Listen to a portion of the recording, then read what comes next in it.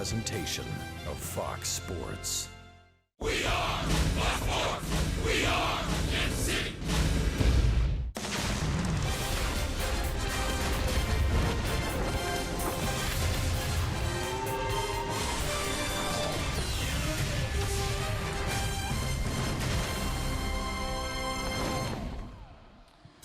Royals baseball from New York, where the Royals did their own Bronx bombing last night. They hit 4 home runs, beating the Yankees and evening the 4-game series at 1 game apiece.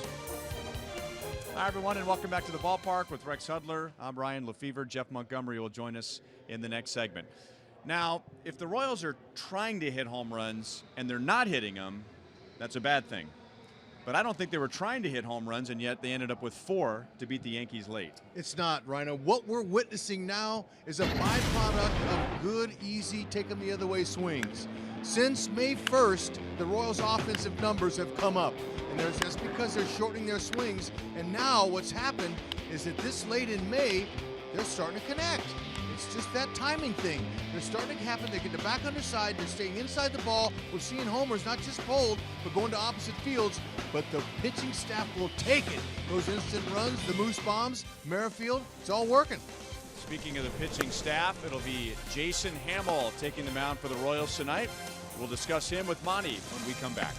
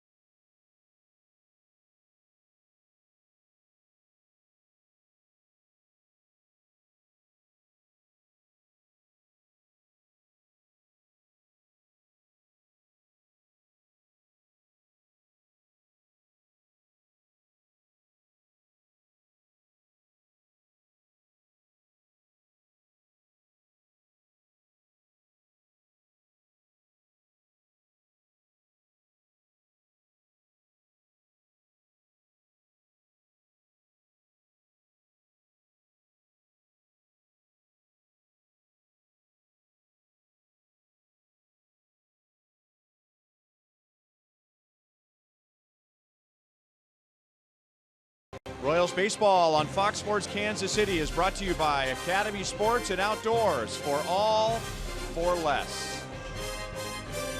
Jason Hamill gets the ball for the Royals tonight. Let's go down to the field and check in with Royals Hall of Famer Jeff Montgomery. And Monty, second consecutive start he has against the Yankees. Last start, he didn't have much trouble getting to 2 strikes, but he had some difficulty putting hitters away. Yeah, and I think that'll be a key for him here tonight. Last outing, he had no strikeouts on the evening. That's very unusual for a pitcher to go those many innings and not have a strikeout. But that put-away pitch is going to be key for him, and that pitch for him is going to be the slider. His ability to get on top and get that slider going downhill is a real key. But to have the good slider, you have to have the good fastball, and the fastball sets up this pitch that is, to him, that is his go-to pitch. And I think if you look at what he really needs to do tonight, put himself in a position where he can use that slider to put guys away. Once he does, get those 2 strikes.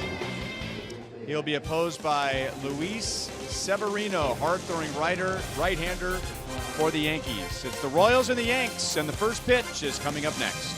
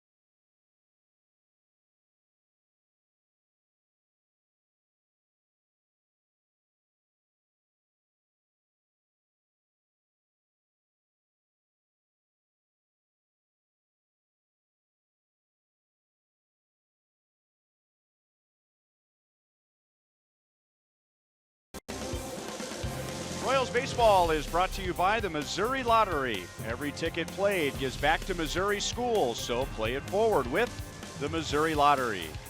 By Menards, save big money at Menards on all your home improvement needs. And by the Chevy Silverado, the most dependable, longest lasting full-size pickup on the road. And you can find yours at your local Mid-America Chevy dealer. After all that rain on Monday, we've had 2 pleasant nights in the Bronx, New York, and at the moment 67 degrees with some clouds. There is a chance for rain tomorrow afternoon, but it looks like no threat for rain tonight. What a game last night against young left-hander Jordan Montgomery. The Royals had 1 single in the first 6 innings. That was it. That was their only base runner. Then they hit 2 home runs in the 7th, 2 more home runs in the 8th. They scored 6 runs in the 7th and 8th innings and won 6-2. Interesting, you know, how the game is. Baseball, no one ever knows what's going to go on or what's going to happen, but he dominated the Royals. He was on his game, and then all of a sudden, the guys came alive for Danny Duffy. Hope they can give Hamill some run support tonight. This guy tonight, Hud, Luis Severino, he can really bring it. Yep, and you know, the scouting report is pretty simple. Fastball, slider, occasional changes. But look, he's a hard thrower. You can get to him and with a short swing, but when you're facing a guy that throws that hard, you see his pitches. Now the guys are hitting that heater.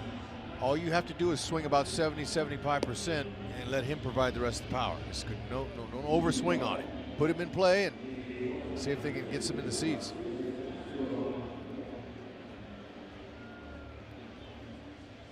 We also welcome back Alex Gordon to the starting lineup. Alex was away from the team Monday and Tuesday nights. Back home with wife Jamie. They had little baby Joey Lynn, and Alex had a smile from foul pole to foul pole today, talking about his little baby girl. He did, and it was so good to see, man. And we all know he's been struggling offensively, so he hasn't been the happiest camper at the ballpark, nor should he be. But look, today he came in with a whole new perspective, and hopefully she'll bring the fortune.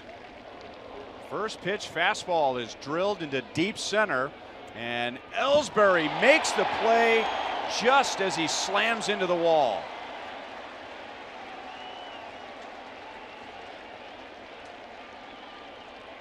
I'm sure that Ellsbury wasn't thinking that Alcides Escobar would run him into that wall. And now they know he likes to swing at the first pitch. And for Esky, that's the best contact he's made on that first pitch all year. I mean, you hit a ball 408 feet, that should have been a homer.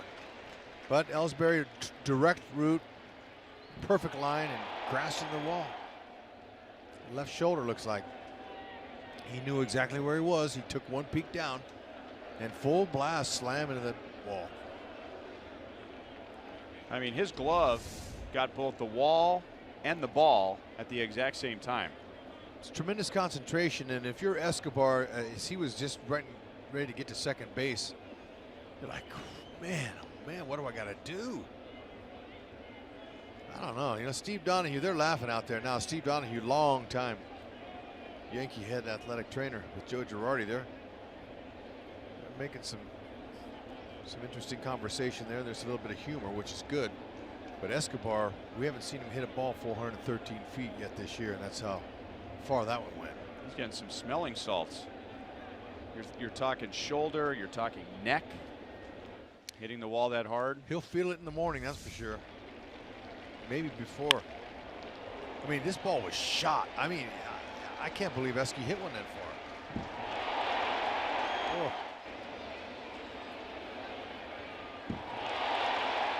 Wrist. And you can see a lot of things that might hurt tomorrow morning. Yeah, the impact knocked him back about 5-6 feet off that wall. He bounced back. Great catch. Look at the left side of his face. Excuse me, the right side there. It's all red. Good time for him to acknowledge the bleacher creatures, or vice versa. There was no time. Long-time Yankee Stadium tradition where the bleacher creatures will yell out every Yankee that's on the field on defense at the top of the first inning and wait for that player to acknowledge their chant. Mike Moustakas had one of the 4 home runs last night. 2-run shot in the 8th inning, scoring Alcides Escobar. Esky timed that fastball perfectly, and you know this guy he averages 97.1 on his fastball, so it's coming at a high velocity and slider. Think about that. I mean, that's not a guy who can throw 97. That's a guy who averages 97, and our Toyota League leaders shows us that is the highest velocity on average of any pitcher in the major leagues. And what's impressive is that at age 23, 6'2", 215, he's not exactly a monster. He's not a big guy to generate. He's got very smooth mechanics.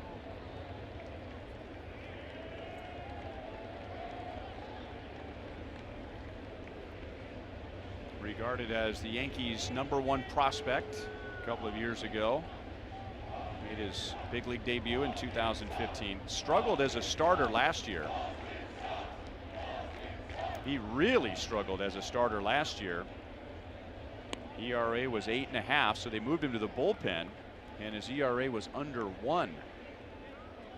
Maybe a little similar to Danny Duffy. What they did with him. Got him in the pin, kind of got him throwing strikes, trusting his stuff and believing. Carter circles around and gets Moustakas 2 down.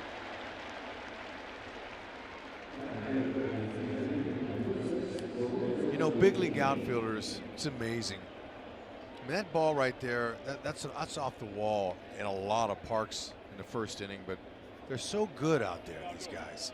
And that should have been a triple, a leadoff triple, maybe more. And he's so good, and a lot of these center fielders, they're the greatest in the world. He took a direct angle. If he wavers in that angle at all, he misses it. And then he's able to hold on to it and close his glove on contact with the wall and keep, you know, and hold on to the ball. I mean, he's still feeling the effects of that. 0-2 on Kane, and if he doesn't make the catch, Moustakas will ground ball to first. The Royals lead 1-0 right now. It's frustrating. Talking over the years to pitchers and hitters, other than the talent at the major league level, what surprised them the most? And hitters will normally say defense. Plays are made here that are just not made in the minor leagues.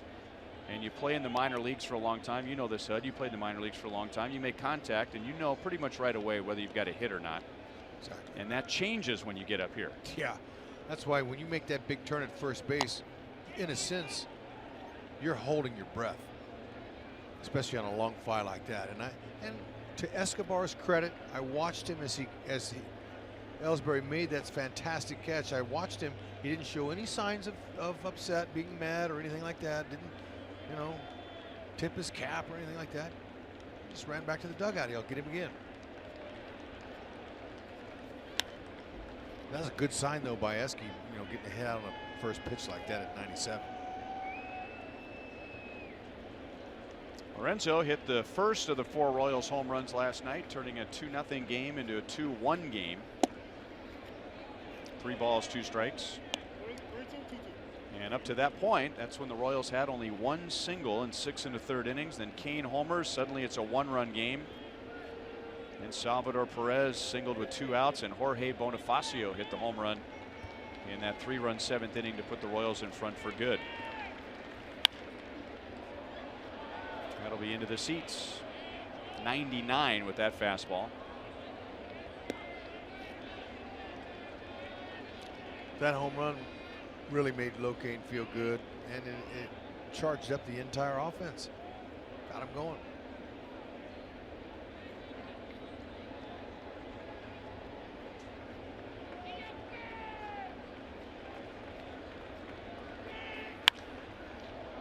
Right field, and Aaron Judge has it lined up, and that's the inning. So the inning is set up by the nice play by Ellsbury, and the Royals go down in order. Jason Hamill makes his 9th start of the year tonight.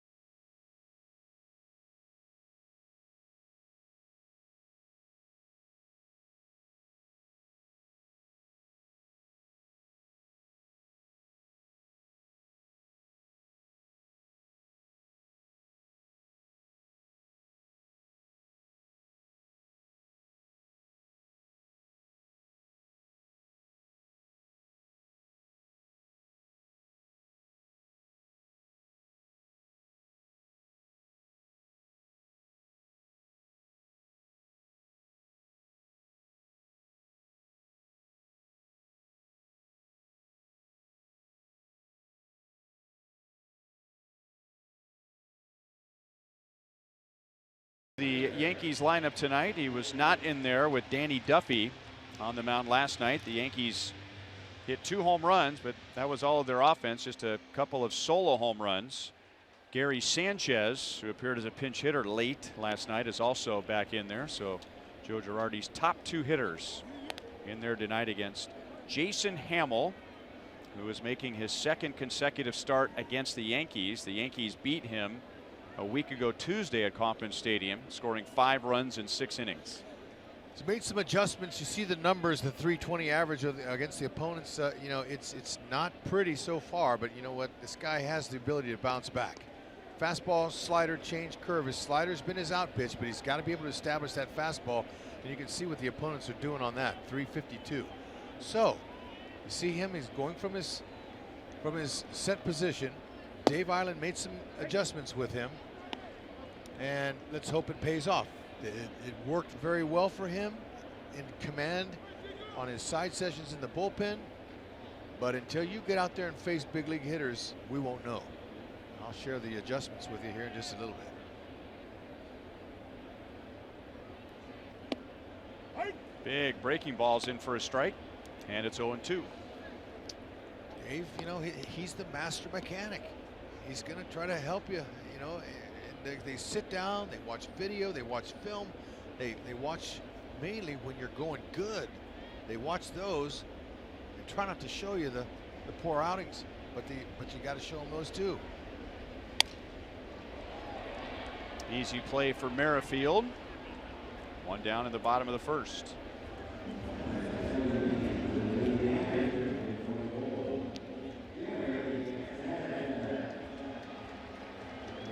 Forward around the horn, Royals defense. Moss is getting his first start at first base this year. How about it? He's a good athlete. He's out there taking ground balls every day with the fellas. Outfield, infield, you know, with at first. Merrifield doing a nice job at second. Gordon back in there at left field. Eric Hosmer gets half the night off with the day game tomorrow, and the Royals' next off day isn't until a week from tomorrow. Sanchez makes contact and flies out to Kane in center field, and now Kane in transition dropped the ball. The fans wanted it to be a non-catch, but second base umpire Mike Estabrook said that he had it long enough. But Gary Sanchez, in the first 2 games of the series, he had 4 different 3-pitch strikeouts. Yeah. I saw him and so much wanted to ask him about that, but I know better. I'm not going to ask him about, well, so you were pretty easy out. No, so that he'd like to forget that. So he's swinging early, make some contact. 2 outs. Here's the DH, Matt Holliday. Down the middle, strike 1. You know, I like to meet young players. That's one of the great things about this position, is that you get to meet young players all the time. But if they don't know you and you come up to them right away and ask them some questions that I know better than to ask them, they're not going to think too much of that. Tester. Moss pulled it out of the dirt. Royals will check with Bill Duplessis just to make sure they got it right. But for now, Holliday's on with an infield single. That was a tester for Moose, but didn't know that Moss was going to get a little chance to get an early pick. That's nice. He looked safe to me.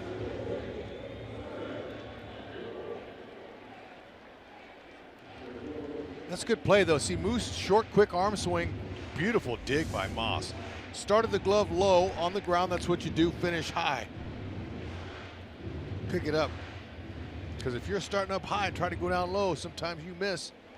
It's a good way to measure up a ball there as a first base. Good pick. No challenge. And Castro comes up with a runner at first, 2 down.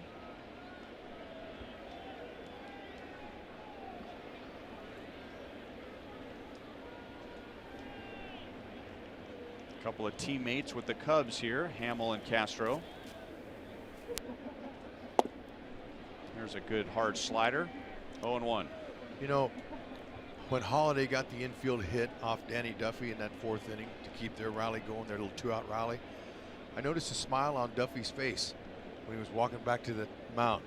And that was a, hey, that happens. He's able to calm his emotions, get back up on that mound, stay focused, and get out of the inning and win the game. Oh, Ouch. sounded like bat. Sure did.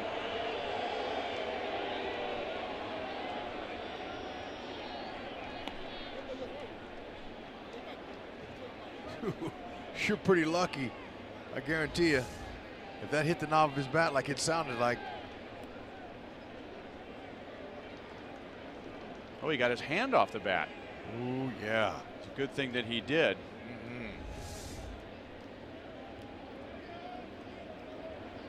So there you go, former teammate. Yeah, how about that? Trying to knock him off the plate.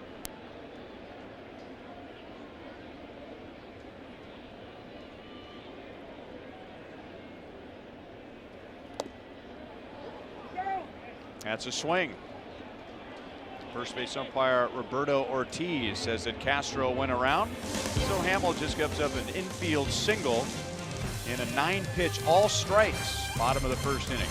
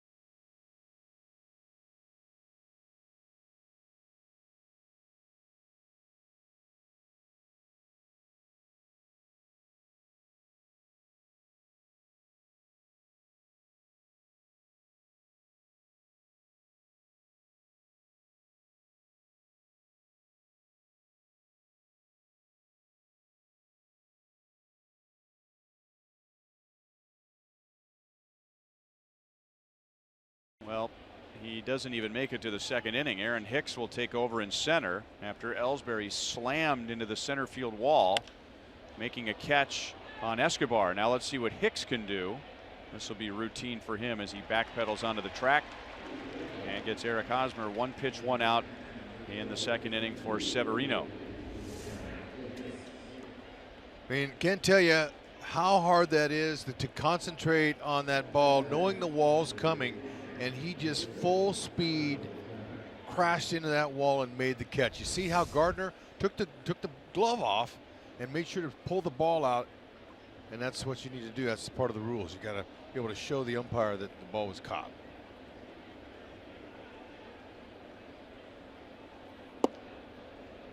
Ball 1 to Salvador Perez. 3 out of 8 with a run scored in the series, batting .285. 1 ball, 1 strike. Severino throws that slider a lot.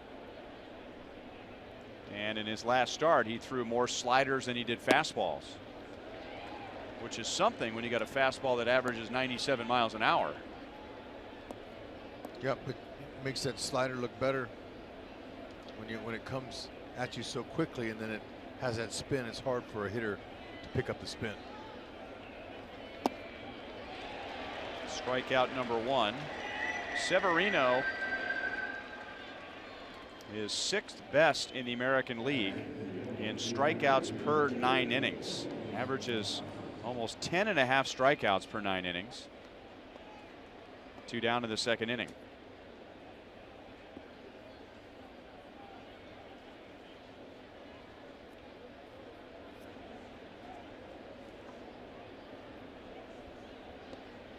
And up comes Bonifacio. On the ground to Gregorius. So a quick inning for Severino. 3 up, 3 down on just 6 pitches.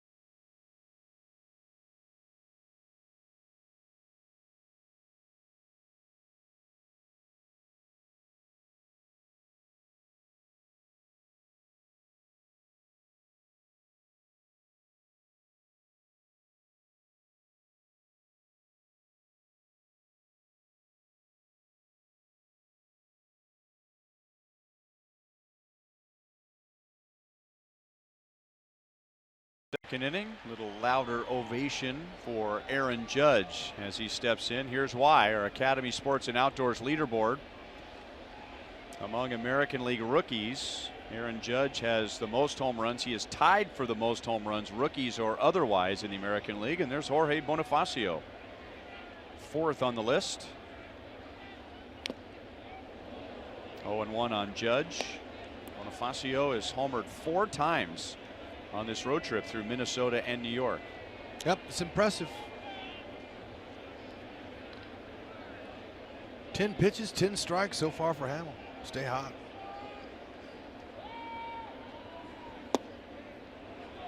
Fooled by the slider. 0-2. Looks really good. So the adjustments really that he's been making with Dave so far are working. That's a nice placement, and that's where you want to pitch Judge away. Don't let him get his long arms extended with that power.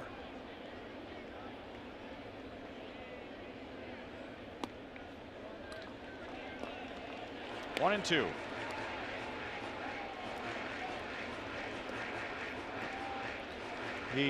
Hamill had only 2 swings and misses in his 6 innings against the Yankees a week ago Tuesday. He has more than that already tonight. So if you want to make a judgment early in the game, the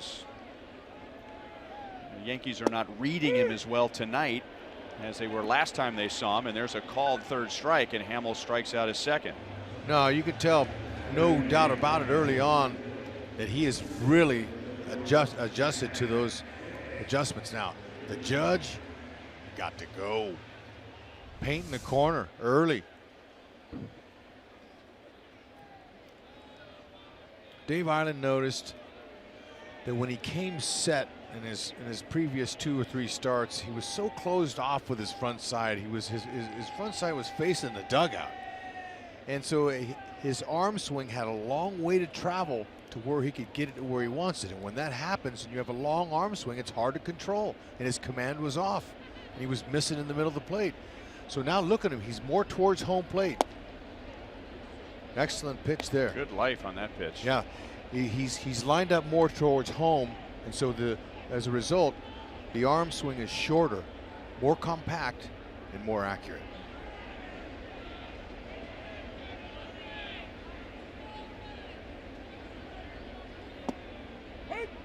One ball, one strike, and you were telling me about when you played at third base as opposed to second base, that sometimes your arm swing It's too would long. get longer.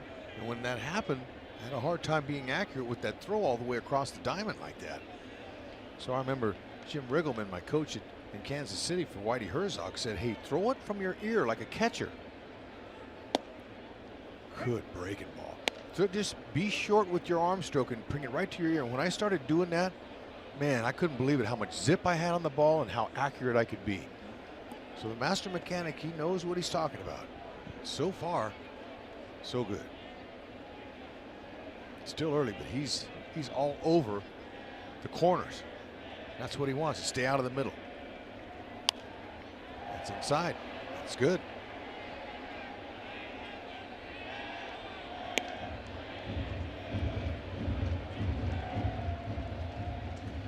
So he struck out 2. He didn't strike out one single Yankee in the 6 innings last time he faced them.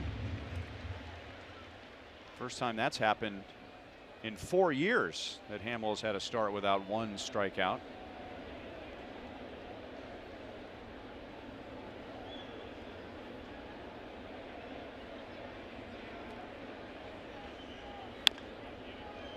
Still 1-2.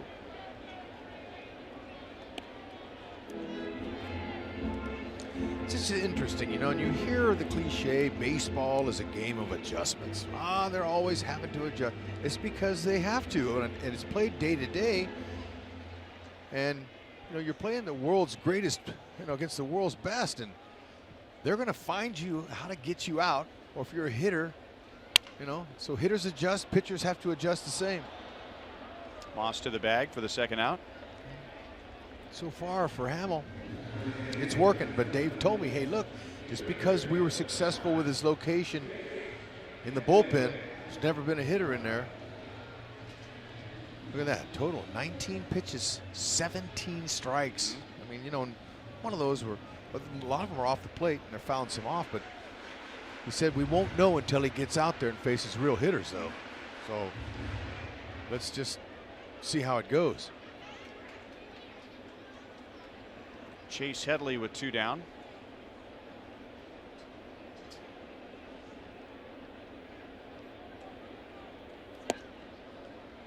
Yeah, another thing about Hamill too, he's 34 years old. So whether you're a hitter or a pitcher, or maybe your game on defense, you get to a certain age, you just have to make adjustments with age. No doubt about it. And you know, he went from a full windup to pitching from the stretch, you know, 3 starts ago. So that's kind of been new for him. But just Dave Island just said, you know, you look too uncomfortable. You're way too closed off. Let's work on a few things. And he was, if I remember, not just closed off, but almost had like a little backward lean too.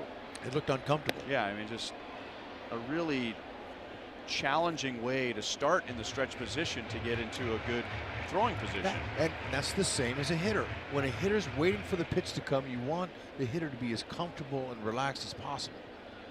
Same way from the guy who's delivering the ball. Pitching and hitting are very similar. It's all about balance. Right by him. Fastball 93, 2-2 on Headley. That's why it's the most classic confrontation there is in sports. The pitcher against the batter. And the batter is competing against the ball.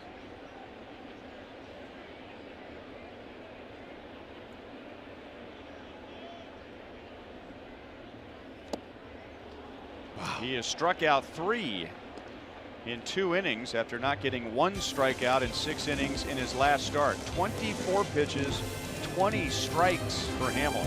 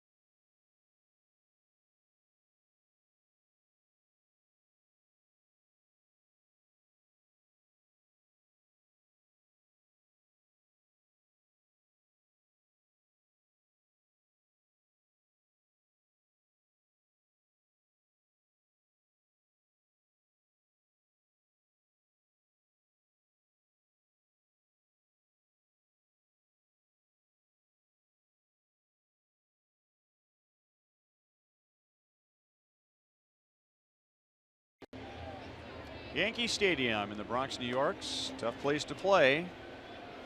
And even for the Royals have lost 7 of their last 9 here, even after last night's win. Jason Hamill's off to a good start with 2 scoreless innings. Luis Severino's off to a good start. He's pitched 2 perfect innings. And a strike to Brandon Moss with a fastball at 96.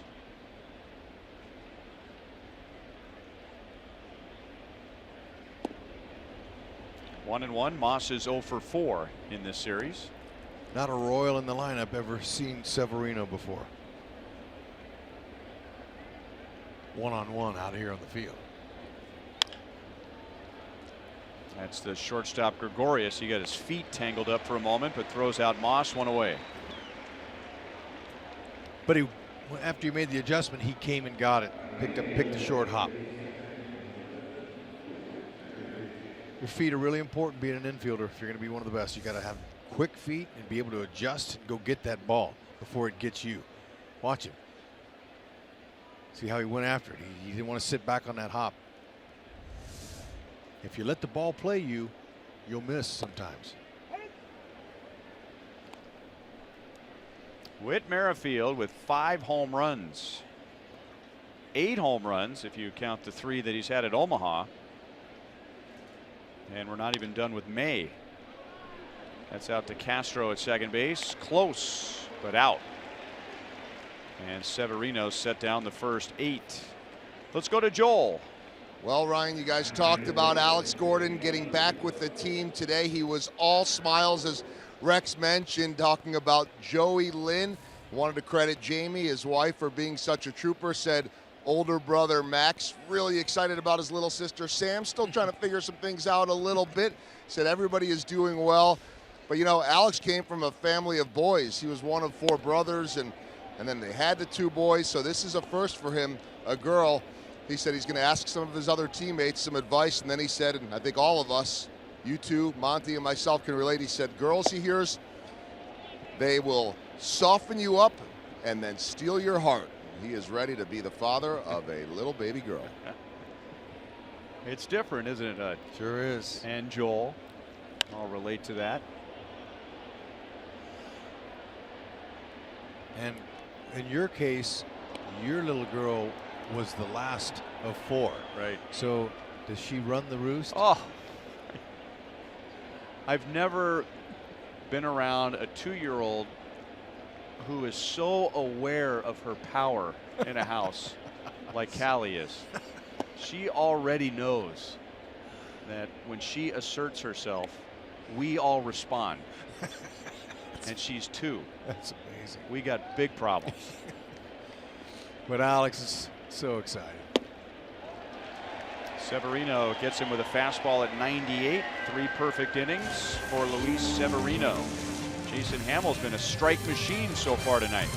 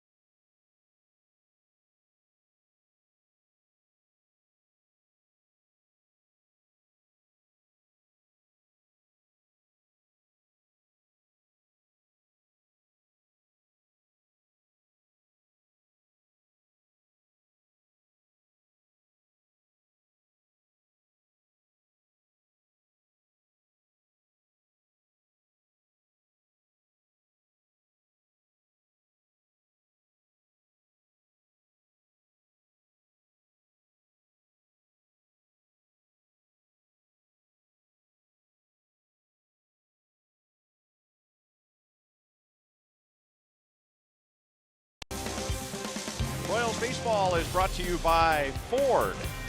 Going further so you can.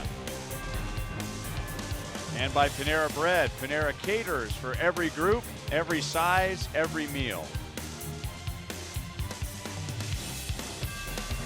There he is, Babe Ruth, who was 1 for 5 with 2 strikeouts against Jeff Montgomery. How did you pitch Babe Ruth, by the way? Very carefully. Very carefully? Yeah. So Jason Hamill, we were talking, HUD was talking about the adjustments that Dave Island suggested for him. And if we want to judge by a couple of innings, so far so good. And as long as I've known you, either as a pitcher or a friend before you got into broadcasting and now broadcasting, you've shared with me all the little different adjustments you had to make over the course of your career. Right, and oftentimes it's very difficult to figure out exactly what that adjustment is. Unfortunately, this one did not work. Wow. Didi Gregorius. You almost like you just want to discount what he's doing right now against the Royals, because he has just worn out the Royals this year in 6 games. That's his 2nd home run. He's driven in 6 and he's scored 6 times. And the Yankees lead 1-0. Take a look at the pitch, down and in. That's nitro zone, HUD, for the left-handed batter. Drop the head. It's out of here. This ballpark. That's exactly what happened earlier in the series too, when that home run he hit off a lefty. I can't remember who it was, but it was the same location. I think it was off Vargas. Vargy.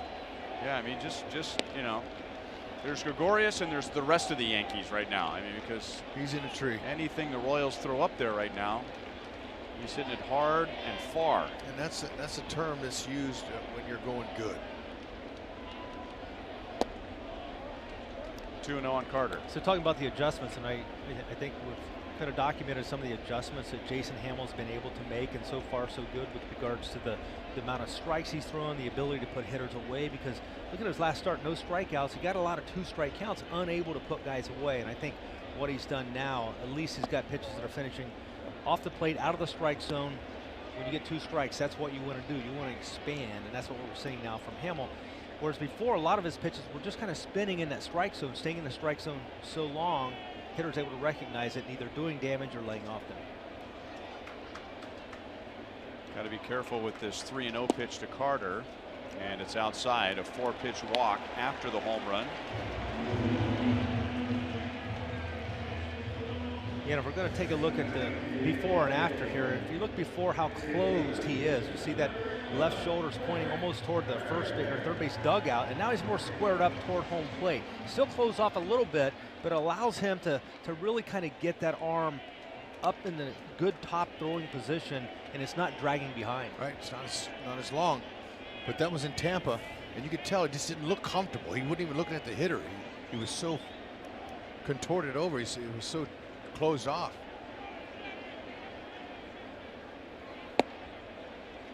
Ball 1 outside to Gardner, so Hamill's missed with 5 straight after the home run. He threw 20 of his first 24 pitches in the strike zone. Slash got the hitter to swing at it in the first 2 innings. Gardner popped out to Merrifield at second base in the first inning.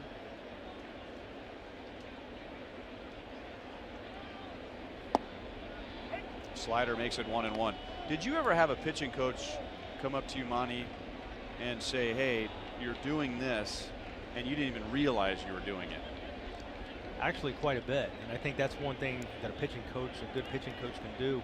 We had a pitching coach named Guy Hansen that was really good with mechanics, and a lot of pitchers at this level, they don't need a pitching coach for mechanics because they've already developed good mechanics. But occasionally, you get into a little bit of a rut. You get out of maybe your textbook or your proper mechanics. You need somebody to get you back on track. A lot of times that occurs when somebody's got something going on physically or health-wise. Maybe you got a sore elbow, a sore shoulder. Your body adjusts as a result of muscle memory changes. You need somebody like Dave Island to get you back on track. Yeah, because I wonder if he recognized, HUD, Jason Hamill, how closed off he was. Dave said that Dave recognized it. But I mean, Hamill. But as I'm saying, I mean, sometimes a guy will look at himself on video, sometimes the same thing for a hitter, and go, wow, I had no idea. And I talked to Dave about that today, and he said yes. He goes, but I didn't want to force it on him. I wanted to try to make it work for him. You know, he's a new pitcher on our staff. I didn't want to just try to force it on him. You know, he's been struggling through these failures. We got to try something different, and that's why he suggested that. And you know, that's one, when you're struggling, you're going bad. That's when you know, usually the player will go to the coach and say, what can you do to fix me? And so he was ripe. He was in a good situation to learn.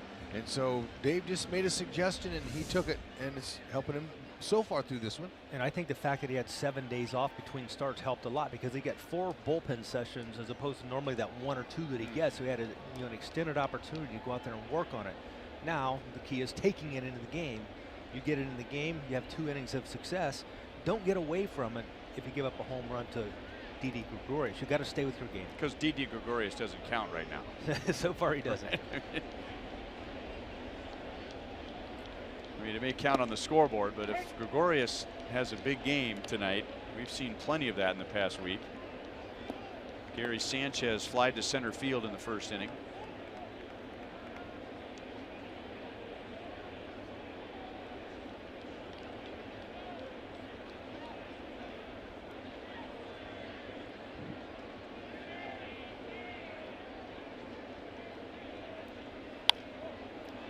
Fouled away.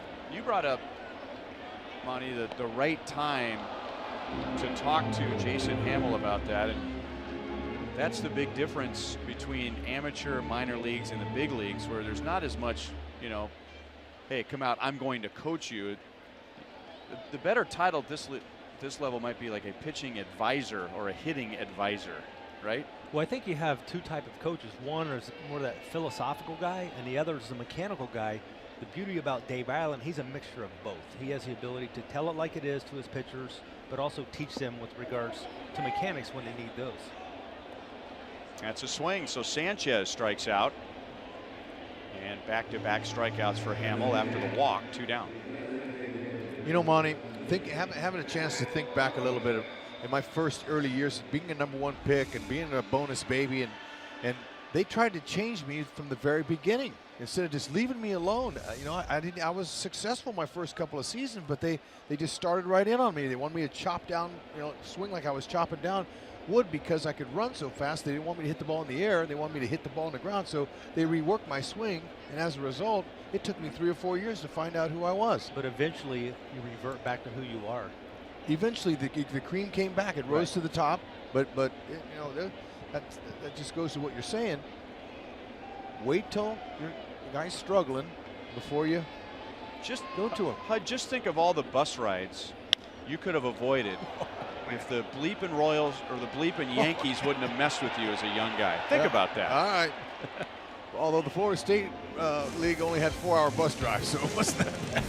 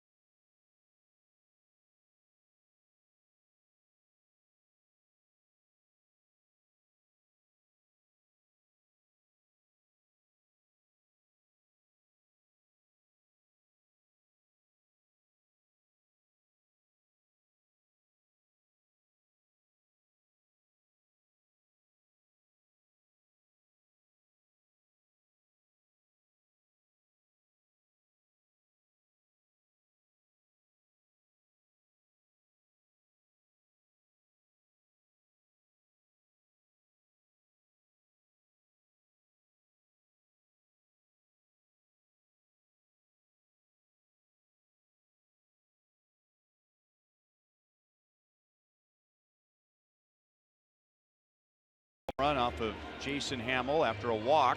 Hamill retires the next 3, and he has struck out 5 tonight after going without a single strikeout in 6 innings in his previous start against the Yankees. Luis Severino, on the other hand, has 3 perfect innings and 1 hard hit ball, and that was on his first pitch tonight. It was a fastball to Alcides Escobar that drove Jacoby Ellsbury to the wall in center field and eventually out of the game. So this time Severino starts him with a slider and then another one, and it's 1-1.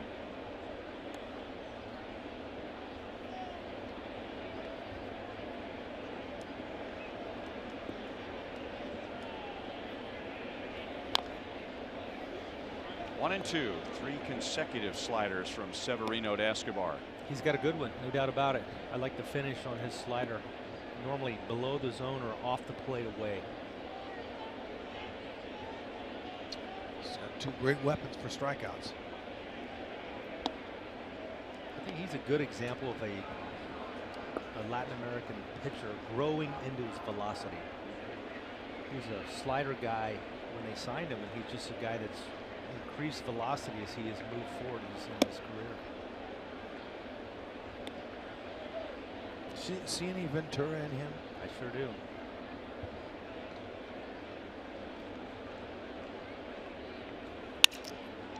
Here's a base hit into left field.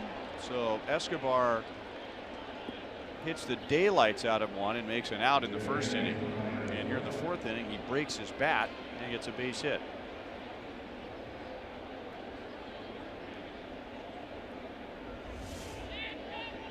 I like it. Escobar, he's being aggressive. Look at that. He hunted a pitch in the strike zone, got in on him a little and lost his bat, but the bat died a hero, and Esky will take the knock. But he hasn't hit a ball any better than that first one, and it's an out.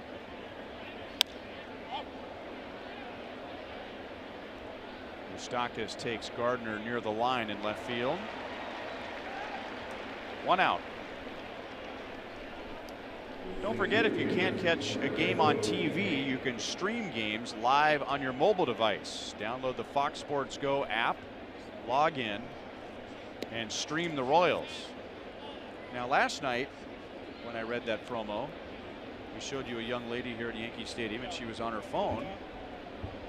And we said, well, you don't need the app if you're at the game. And a friend of ours back in Kansas City texted me immediately and said several people use the app when they go to Kauffman Stadium because they can get replays right on their phone that they may not see up on Crown Vision. So if you're going to the game, don't forget to bring your mobile device and have Fox Sports Go loaded and ready to go. It's great. I'll go to it. I love day games. When we have night games and there's a day game going somewhere, I'll be eating at a restaurant lunch, and then I'll just set it right there and watch the game. It's fun.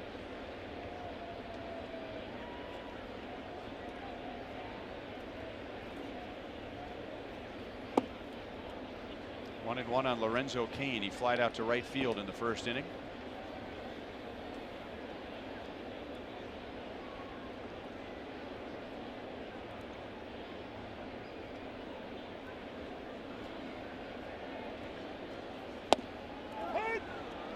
.97 at the knees.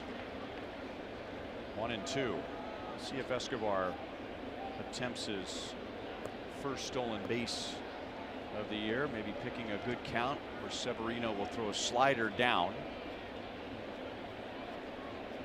There he goes, and it's pulled foul. So he was attempting a stolen base, but as far as the stats go, he has still not attempted a stolen base. Yeah, now you're going to steal off the pitcher, obviously, and Severino's 1.34, 1.35. You know, he's not the quickest home, but if Escobar can get a good break, he probably could steal it. Sanchez has a very good arm. He's a good catch and throw guy. Slider gets Cain. Third strikeout for Severino. 2 down. Sanchez last year in his short stint in the majors, he threw out 12 of 31 for a 38%, which is good.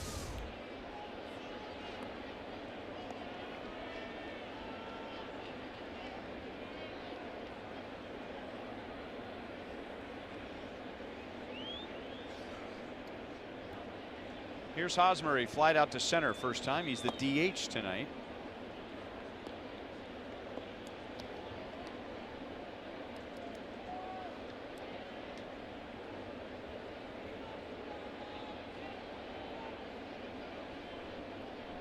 First time this year Ned Yost has used Haas as the DH. 2-0.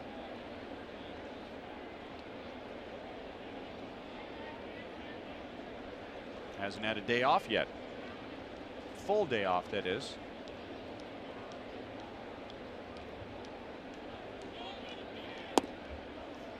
Three and 0. Salvador Perez is on deck.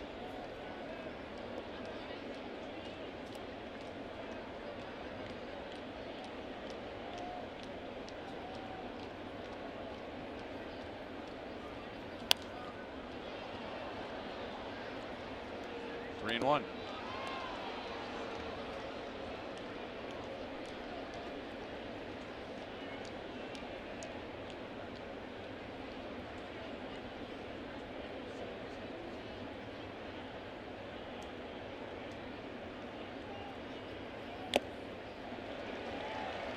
.98, 3 balls, 2 strikes. Severino not afraid to challenge with that fastball. Of course, I wouldn't either with the 97 and 99. Remember, when you face a guy like that, Monty, you swing at 70. Let him throw his 90, and you'll get it. Fouled away with Escobar running. The harder the guy throws, the easier your swing is, and you control your bat, and you let the pitcher supply the power. I don't know how many times I've said it, but it's the truth. The soft tosser, sometimes you can take a little bit more powerful swing against a soft tosser than you can a hard thrower. Another foul ball. More hands with a harder throwing guy. Exactly. I used to use the biggest bat I could against a hard thrower. You'd think, wow, I want a small one. No, I want a big one, because if a guy like had that too hard, all I wanted to do was just start my hands in a nice, comfortable position and just throw the head at it. I didn't even wind up. I would just use the big barrel of that bat with hit the velocity on his fastball, and the ball would jump.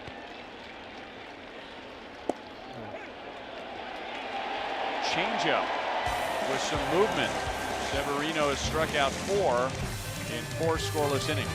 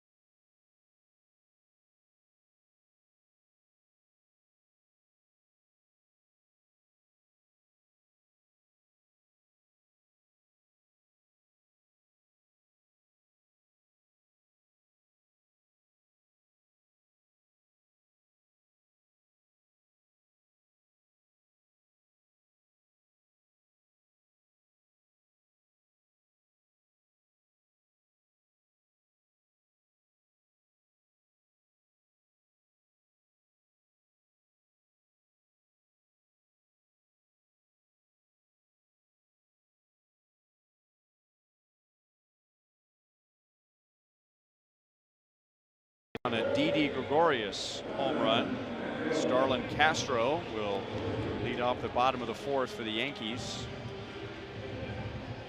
One-time teammate of Hamels in Chicago, and Jason almost drilled him in the 1st inning before striking him out with a slider. Coming up and in on his buddy. Yeah, get him off the plate a little bit. maybe a little more up and a little more in than Castro would have liked. Lonnie, you dusted a few of your buddies too, didn't you? Dust Seitzer? Well, I guess I can talk about that now that. Sure you can. I think enough time has passed. Yeah, the statute of limitations is exhausted. Yeah, I can't remember what year it was, but Seitz had gone from the Royals to the Brewers, and I'm facing Seitz, and I think I'm trying to throw a fastball away, and it goes like literally right at his ear hole on his helmet. And he goes down on his back, and his business partner at McIntyre, Mike McFarland's catching, and I think Seitz gets up and says, "What did I do to him?" And Seitz thought I was trying to hit him on purpose. He really, I think to this day, still does. But as a pitcher, I couldn't tell him that it was an accident. You know, I got to leave that little doubt in his mind that I was trying to dust him. But I think I was trying to go down and away against him. Well, I mean, we're in a time now where we just saw in Tampa Bay where it looked like a Rays pitcher hit one of the Royals on purpose and even said, "I was sorry," when it looked like he was trying to hit him on purpose. And here you are, you weren't trying to hit one of your buddies and almost did, but you weren't going to apologize. You were going to let him know that that was a mistake. No, and how you apologize is body language. You put your hands in the air going, "Oh, sorry." Forget that. Just put your glove out and get another ball. I like guys to do that. Keep them guessing. Oh, man, keep your eye on that one. He sees it. Castro is 0 for 2. Well, the tough part about the thing with Kevin Seitzer was the fact that he had been hit in the face. And if you remember, he wore a face guard on his helmet. Like Jorge Soler does. Right. So, obviously, I wouldn't ever try to hit a guy right in the ear hole. Right.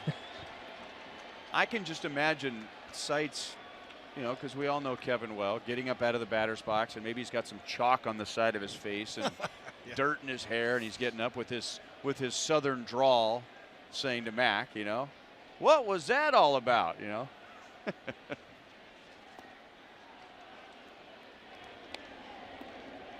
Seitz still hitting coach with the Atlanta Braves. 0-1 on Aaron Judge. He struck out looking against Hamill in the second inning.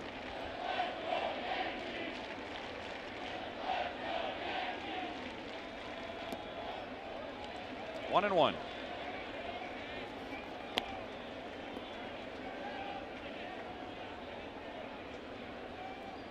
He is just 1 for his last 11 with 7 strikeouts.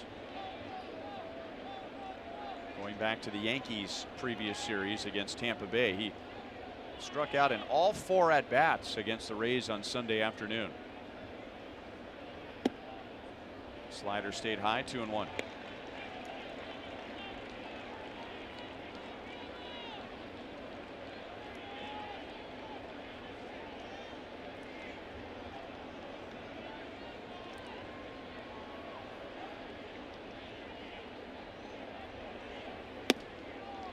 Three and 1. Isn't that what Drew said? How to pitch him, either high and up and in, or low and away. Yep, high and tight, low and away. That will work for about anybody. You're going to see here while he's getting ready to make his pitch, he's very conscious of this mechanical adjustment we've made. He almost comes set a little close, and then he opens up and almost squares. He sees close and he squares away right there to home plate. He's at least thinking about doing the right thing. Full count. Sometimes that's the hardest thing to do. You work on it. You've done it for so long a certain way. You work on it, taking into the game and getting results and staying with it consistently.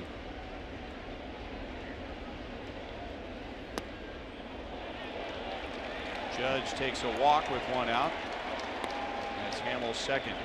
Is it easier to make an adjustment in your pre-pitch setup or an adjustment that happens in the middle of your motion? Much easier to make this type of adjustment. This is an adjustment that I mentioned. Guy Hansen, our pitching coach back in the day with the Royals, he made an adjustment with him very similar to this with Jason Hamill. I was closed and really had my shoulder toward that third base dugout. He opened me up. I thought I was going to be faster home, but it actually made me slower when I was close. When he opened me up, squared me off toward home plate, it allowed me to get in a good throwing position, and it worked almost immediately. It's a lot easier to do that when you're setting up than it is to try to do things in the middle of that delivery. Like your stride or yes. your release point. Right. Or, yeah.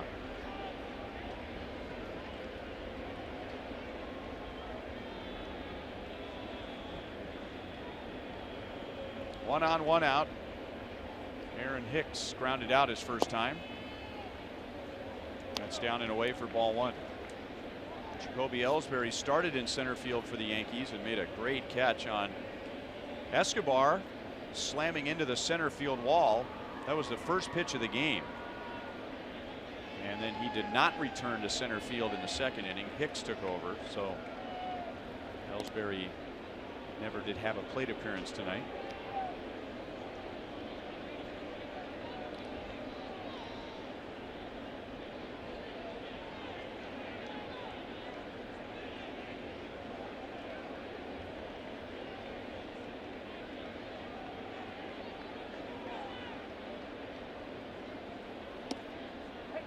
Curveball. 1-1. So you go from thinking I got the night off, chilling on the bench, and then you see what goes on out there. Your heart starts pounding a little bit, and sure enough, you get the call. Now you're in the game. And really, I had some of my better games when they threw me in there at the last minute. Didn't have time to get anxious, nervous, worked up. Just go out and play the game. React. 1-2.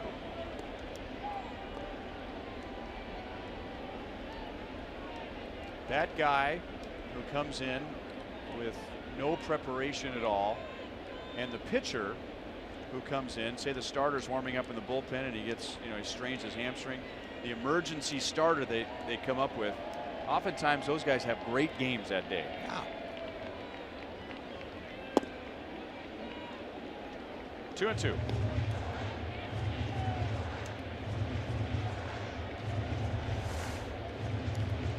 Pretty good looking pitch right here. I think Jason Hill would like to have this one. Really? Jerry usually is pretty liberal umpire as far as the strike zone goes.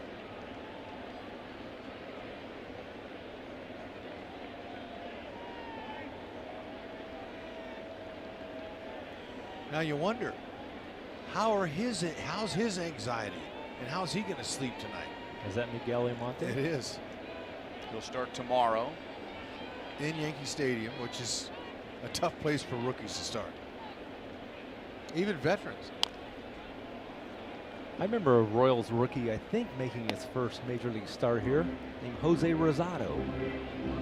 Pretty sure he made either his debut or his first start here. It was a dandy. Yeah, well, he stood up and pitched, and nice. I remember Will Smith, the left-hander. He made a start here and he got rocked. And then he went to Cleveland in the next start and did really well. Exactly. He was able to get through it.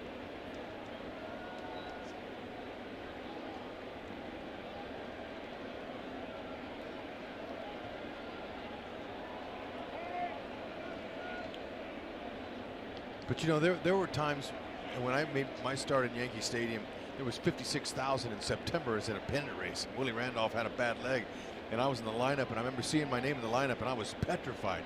I'd go out there during batting practice, and I was scared to death during BP. But I had a little talk with myself. I said, "Self, you worked your whole life for this. Don't go in your shell now. Now's when you come out and play." So you got to have a talk with yourself. Good pitch. Hamilton pulled the string on it nicely. What did Self say back to you? Self after said, you "You're right, said Hud. it straight?" You're right. Don't." And did he call you Hud? He said, "Shake yourself, Hud. Let's go. It's time to play. Hit it to my left and to my right. Let me show you what I can do." So you and yourself have a very similar personality and use the same catchphrases. And I guarantee you, I'm not the only one. Monty, he's had some talks with himself before. I mean, the ball players, and you're out there, you're all alone. You better be talking to somebody. Thing is, you don't know how many opportunities you're going to get. Exactly. So sure enough, they hit that ball to my left. I dove and made a diving catch, and to hear the roar of 56,000, it choked me up as I'm throwing the ball around the infield. I woofed. They say there's no crying in baseball, but man, it was overwhelming.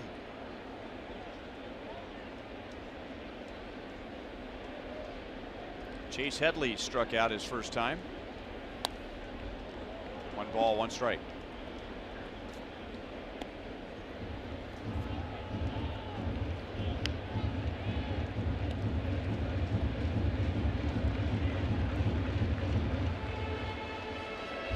Normally, when a catcher goes out and has a little chat, Jason Hamill, like Salvador Perez did, they're talking about what they want to do, right? The next pitch. Why is it important there to have a conversation instead of just going behind the plate and putting the sign back down? Well, I think a lot of times it's just making sure you're on the same page, making sure that level of confidence in both you as a catcher and the pitcher on what you're going to do to execute to get the guy out.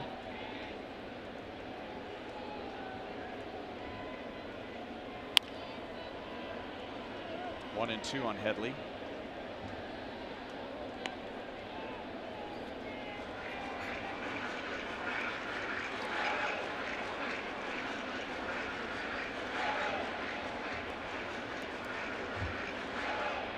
Third time that Hamill has struck out 6 as a Royal. That is his Royal high.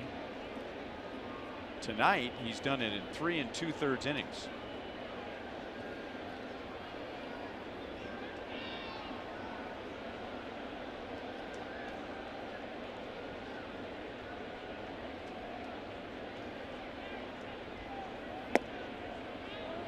Little bit high. 2 and 2. What does our Missouri Lottery Fox Track say about that pitch? I think he threw it exactly where he wanted to throw it. Headley just didn't offer.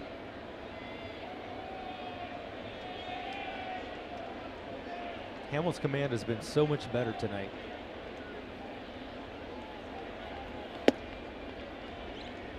And when he's missing, he's just barely missing. And when he was missing before, he was missing right dead center cut, right in the middle of the dish.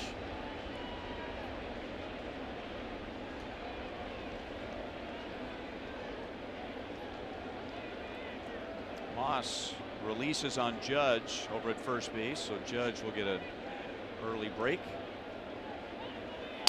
And Headley grounds it to Moss, but foul.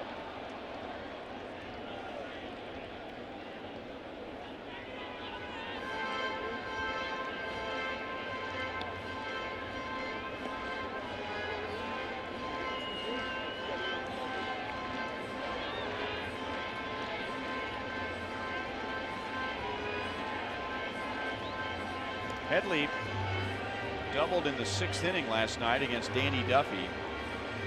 He had been 5 for 53 going into that at bat. And now just 6 for his last 56.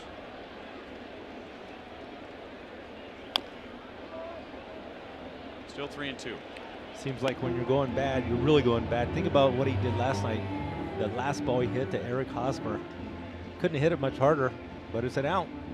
And the time before that, he hit a little bouncer down the line, and he threw his bat, and his bat hit the ball, and they called him out. Yeah. It would have been close at first. He and Eske could have an interesting conversation right now, couldn't they? I mean, with the out that Eske made tonight. Well, he's robbed Eske of some of his own hits too. Popped up, tough spot, and Alex comes in and makes a play in shallow left to get Headley.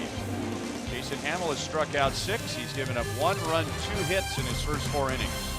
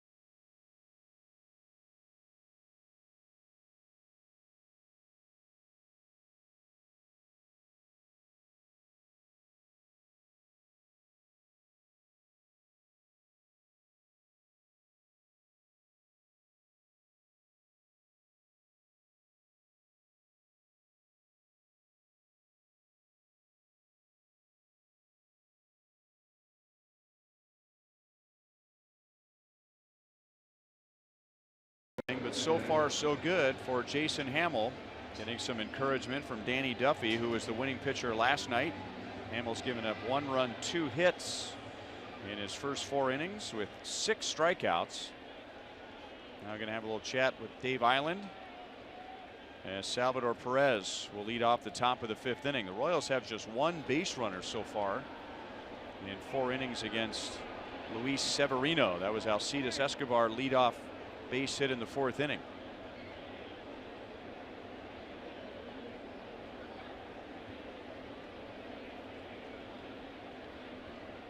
Kia puts us in the driver's seat.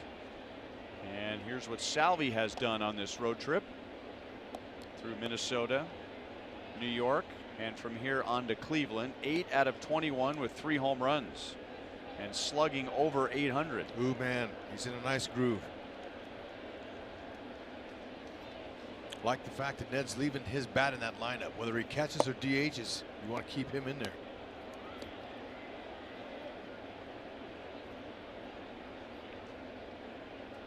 Severino struck him out with a slider in the 2nd inning. Severino has struck out 4. That slider's high and inside, 3-0. Perez, Bonifacio, and Moss in the 5th. So Salvi's thinking right now, there's nobody on base. It's 3-0. He's going to throw me a fastball. And he was wanting to hit it home. He want to hit off his foot, though.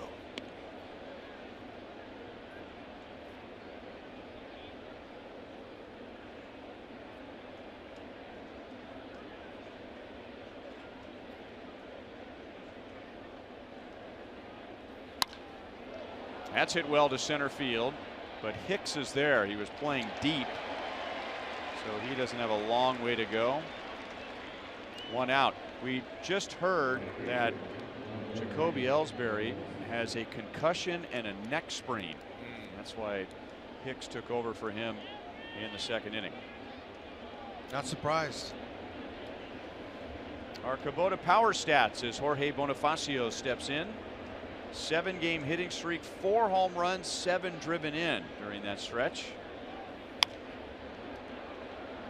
He homered twice in Minnesota, and he's homered in his first 2 games at Yankee Stadium. This was last night to give the Royals the lead in the 7th inning. Short, compact. You know, that he reacted to that fastball and just shot it right out there. That was a mid-90s fastball. Fired the boys up. And a diving play at third by Headley, so he is making contributions on defense despite his struggles at the plate, and 2 hard hit outs for the Royals in the 5th.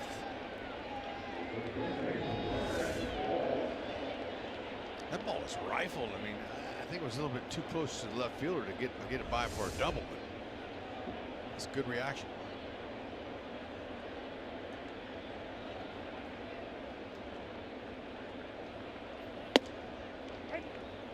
Strike 2, Brandon Moss.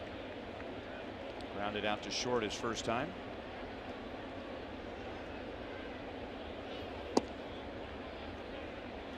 One and one.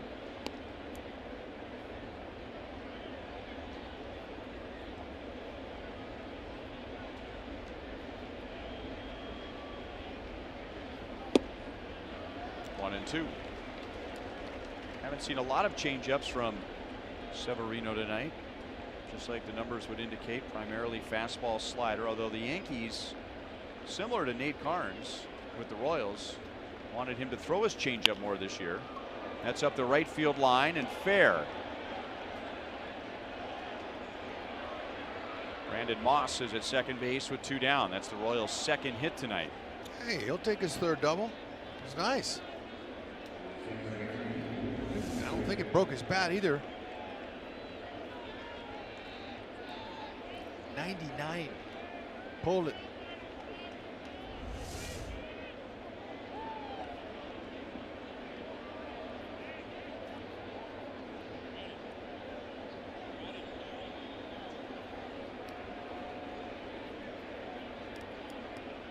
And now Merrifield, he grounded out to second in the 3rd inning. First time the Royals have had a runner in scoring position tonight.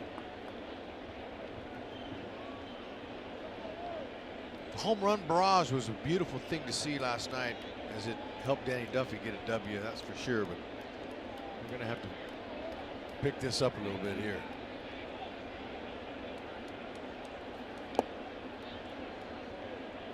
That's way too many runners out there left. And it's hard to lose when you hit 4 home runs in a game. But you can't count on hitting 4 home runs in a game every night. It's the hitting with runners in scoring position that over the course of the season is where you're going to win. 1-1 on Witt.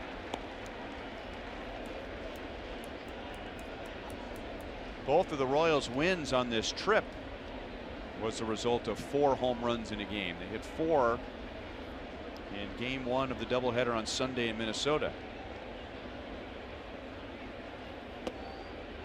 2-1. That's a good take right there. You're gonna have to discipline yourself to lay off of that slider. He's when he's going good. He's starting that thing out around the knees and it ends up on your ankles. It's not a strike. It's what it's designed to do. Look like a strike, and then spin takes it down out.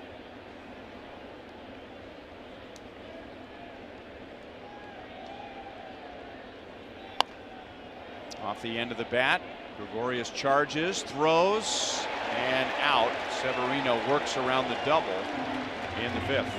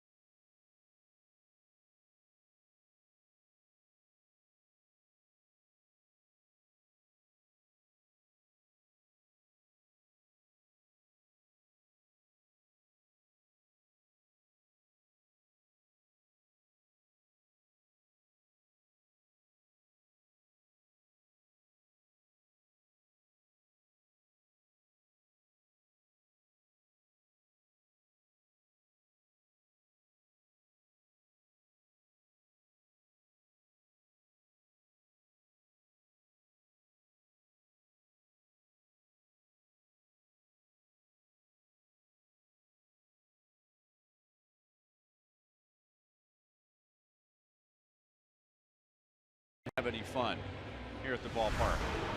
This was on Sunday, or Saturday rather, in St. Petersburg, and that's Scott Berry, home plate umpire. And Joe Girardi was so mad with him that he went out there and covered up the plate with dirt. Yeah, then here on Monday, Jerry Lane, longtime friend of Girardi, umpire. Look at him. He covered the dirt and made Girardi come out of the dugout. Look at Pena. He's a former manager. Letting him have it. How about Joe Girardi? Didn't have to come out there, but he did. And he cleaned off the plate, you know, as Lane kicked dirt on. That is beautiful to see.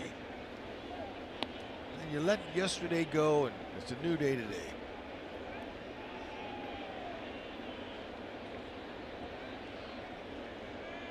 Jerry made his major league debut as an umpire in 1989.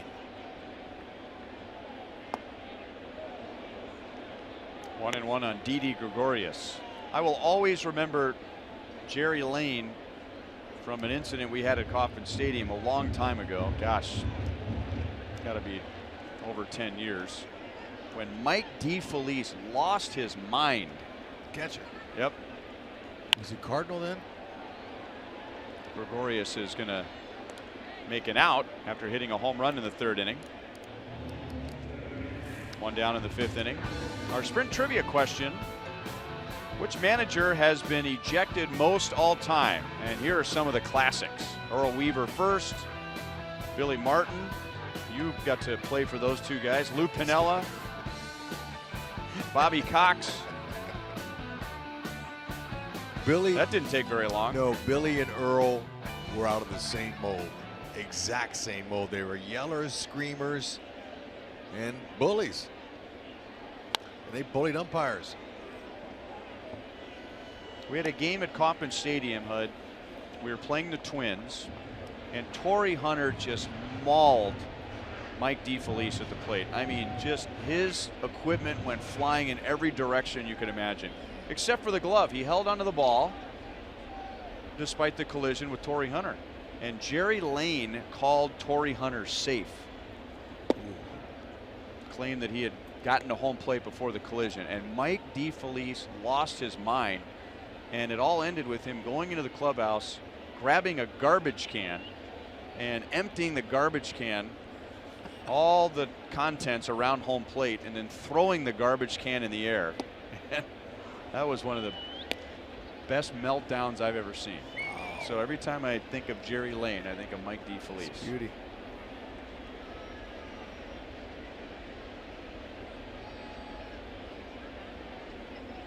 One and two on Carter. He walked his first time.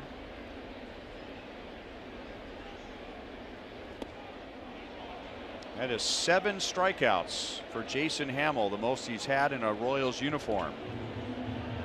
2 down in the 5th inning. Let's go to Joel. Well, some injury news to report on as the Royals today in our University of Kansas Health System injury report, placing Nate Carnes on the 10-day disabled list with that right extension strain nerve irritation, retroactive to May 21st. So Ned Yost saying today it's going to be 1 start, maybe 2. Now remember, all along since coming out and feeling that earlier on this road trip, Nate had said he was not alarmed at all. I asked him if he's changed at all with that. He said no. He's not throwing yet, not sure when he will. He says it's really just a matter of treatment right now, and I haven't heard from anybody suggesting a target date or when he might start throwing again. What I have consistently heard is not major concern. It's good news the way he's been going lately. That's right. Thank you, Joel.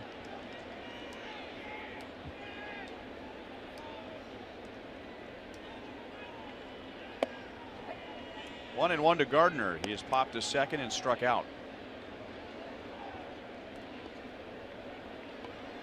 There is the glove doctor at work. I love it. Kyle Turner, you got to have him. You got to have one guy on the team that can take care of an emergency situation. You can throw the glove in there and say, hey, Doc, take care of it. And I need it by next inning. And in the minor leagues, you have 1 trainer. So you got to have at least one guy on the bench who knows how to do that. That's probably something he learned long before he came to the Royals. Oh, no question. And then, you know, he's very humble, too. I was hoping that we could get Goldie to go do a little thing with him, but he don't want to. Go down there, Joel. Go see what Kyle's not that impressed with his ability. Oh, nice running play by Kane. Yeah. He deserves a tip of the cap. So does Jason Hamill. He's allowed 1 run in his first 5 innings. A little support.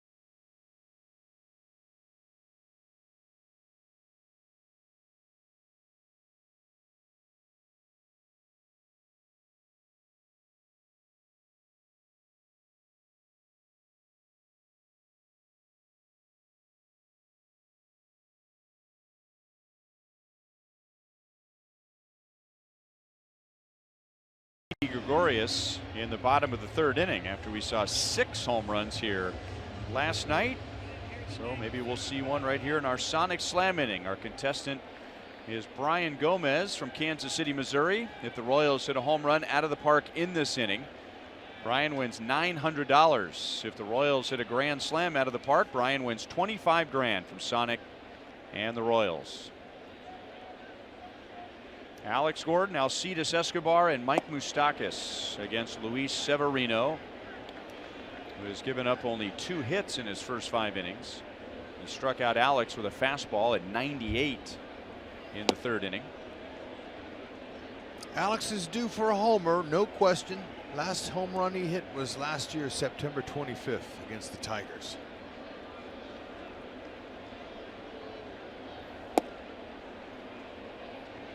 Easy to forget, but Alex made his major league debut as an outfielder right here,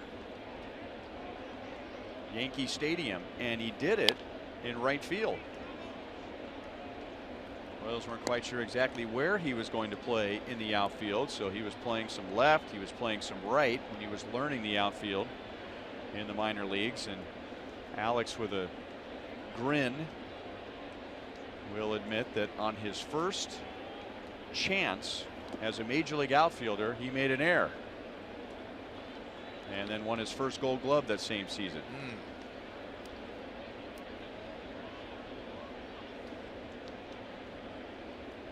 Or maybe it was the end of the 2010 season when he made his outfield debut and won the Gold Glove the next year, but it was in right field.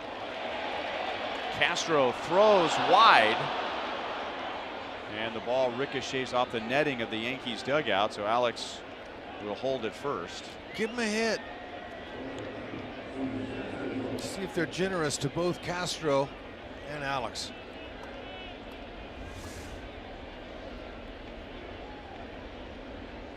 Okay, you know, it's not a routine play.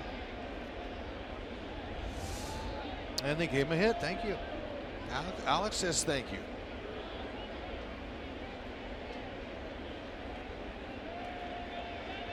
Escobar has hit the ball hard both times up. It's not going to go anywhere here.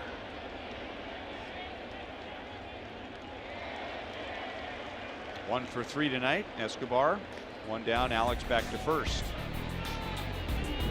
Well, early on this trip, the Royals were doing most of their scoring early on, and then the offense was drying up. But last night, they scored 6 runs after the 5th inning. Royals had early leads in each of the first 4 games of this road trip, but only won 1 of those. Last night, just 1 hit in their first 6 innings, and then they scored 6 runs in the 7th and the 8th combined. And now they have 1 on, 1 out in the 6th tonight.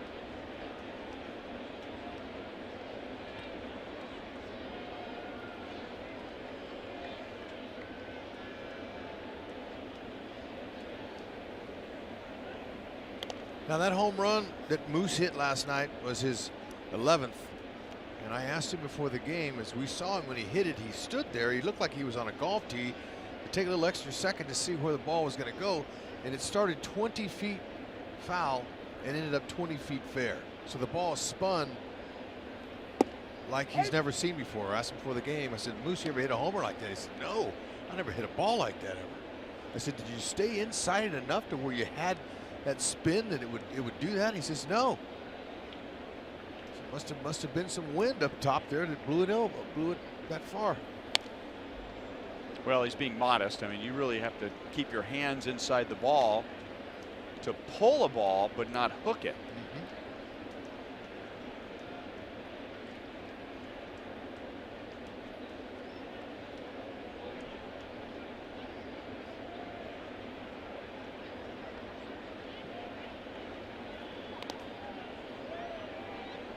So the difference in the spin would be if you hook the ball, then you got more of a left to right rotation on the baseball, which will just make it hook more. More top hand. If you stay inside of it, you get more of a right to left rotation, and the ball stay straight. And you'll keep it fair down the line. And that takes several years of pulling fastballs foul and hooking them until you finally figure that inside, keeping that bottom hand inside it, it stays fair. It took me a long time to figure that out, but Moose has got enough at bats to where he can do that.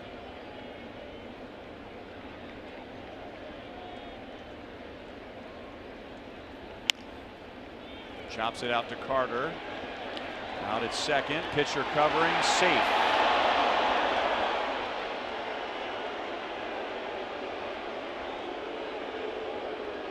Alex is out at second base. 2 down.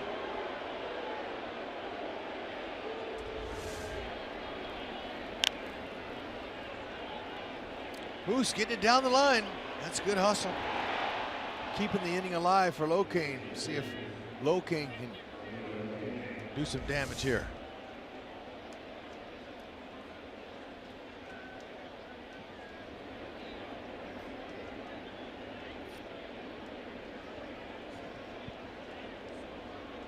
Wednesday night here at Yankee Stadium, and as you know, every Wednesday at Kauffman Stadium is student night, where you can purchase tickets for only $10 with a student ID and enjoy happy hour specials at the Boulevard Radler Station concession stand as you listen to live local music on the Outfield Experience stage before the game. Royals.com/student night for the full list of bands and for tickets.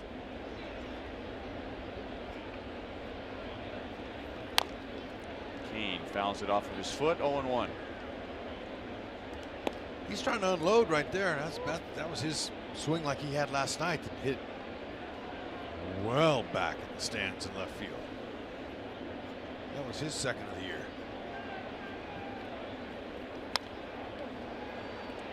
Oh, 0-2.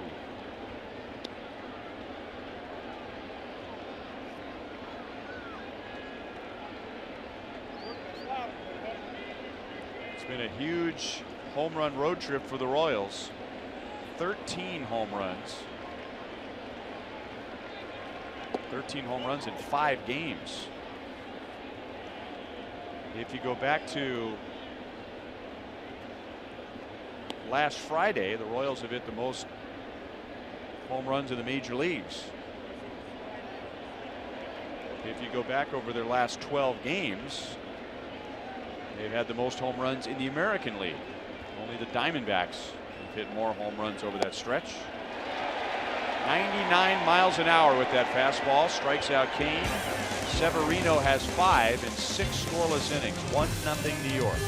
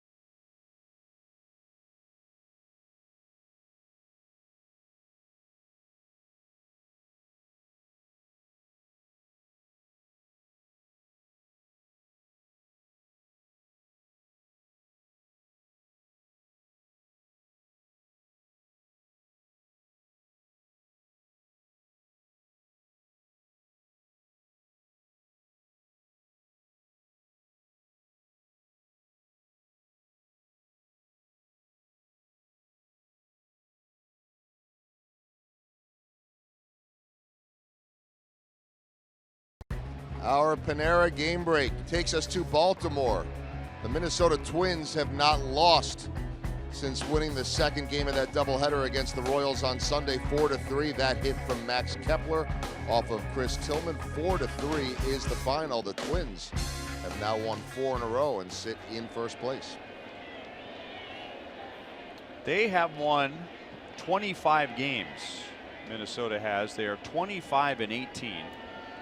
Do you know when they won their 25th game last year? No. Take a guess. All-Star break, maybe. Well, not that long. Okay. But there they are, 25 wins on May the 23rd. It took them until July 1st to get to 25 wins last year. Almost a month and a half from now. Wow.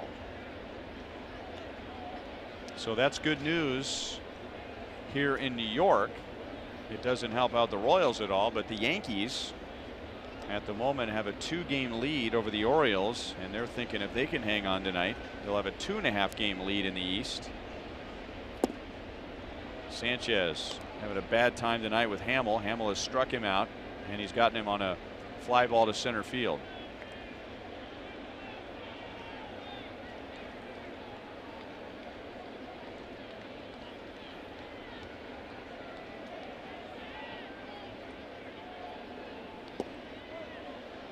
Two and two. The only run tonight was a home run by Didi Gregorius, leading off the bottom of the 3rd inning. Otherwise, all the Yankees have off of Hamill tonight is an infield single and 2 walks. Hamill has a season high 7 strikeouts.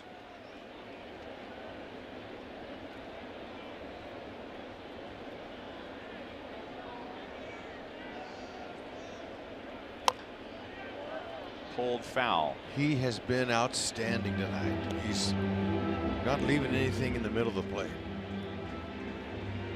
And the only home run, the only run that the Yankees got was down and in off the plate to Didi Gregorius, who's firecracker hot.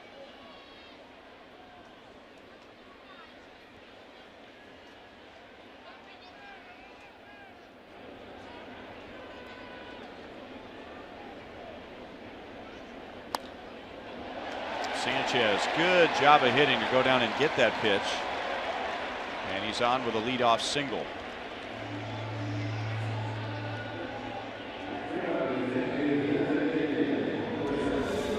Didn't overswing. Just dropped the head of the bat on it. Just tried to guide it out there somewhere. Solid contact.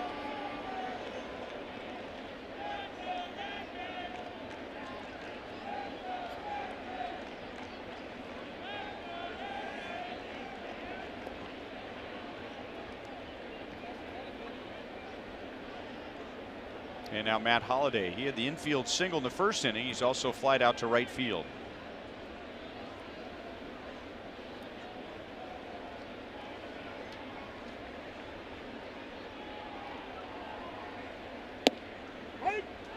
Changeup is in for a strike, 0-1.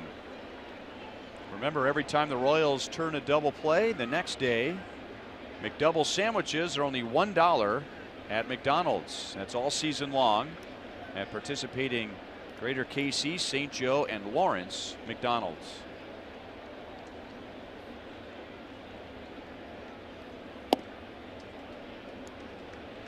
One and one on Holliday. He's had a nice long career, and now you start comparing him to other veterans around the league, and he's in the top 10 among active players in the major leagues in runs scored, hits, doubles, home runs, RBIs, walks. Sanchez runs, the pitch is low, and the throw ends up in center field.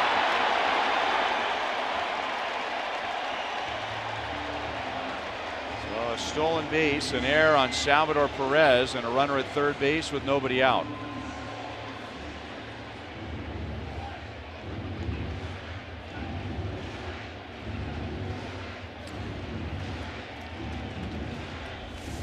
Sanchez, excellent takeoff. He had a great jump as he gets his first steal of the year. Salvi might have caught him off guard a little bit.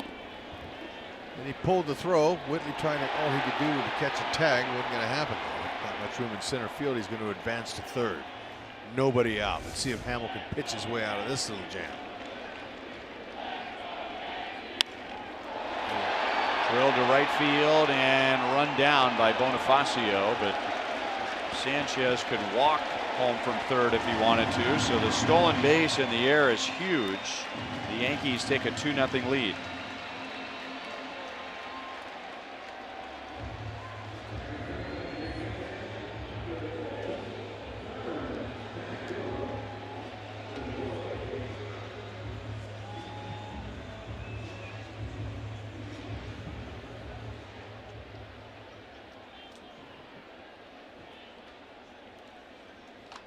Castro is struck out and he's popped out to second base. Pretty good spot for your first stolen base of the year. Was. Worked exactly like Girardi wanted to. And the Yankees are running more. They're not just doing it with the bat. They do lead the league in runs per game, home runs, slugging percentage, on base percentage, but they're also in the top 5 in stolen bases.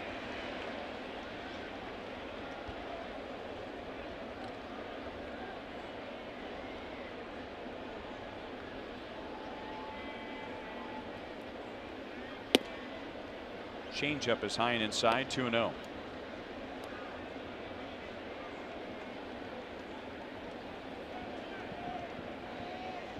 All the big men that Joe Girardi has in his lineup: Sanchez, Holiday, Judge. You could throw Gregorius in that group too. He is using Castro as his cleanup hitter. He's 0 for 3 tonight as Hamill throws him out, 2 down.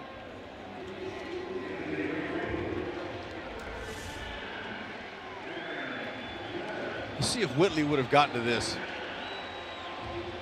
You know, he probably would have. It would have been an off-balance throw. Castro still runs well. He's young. But Hamill made his own play for himself. Nice play.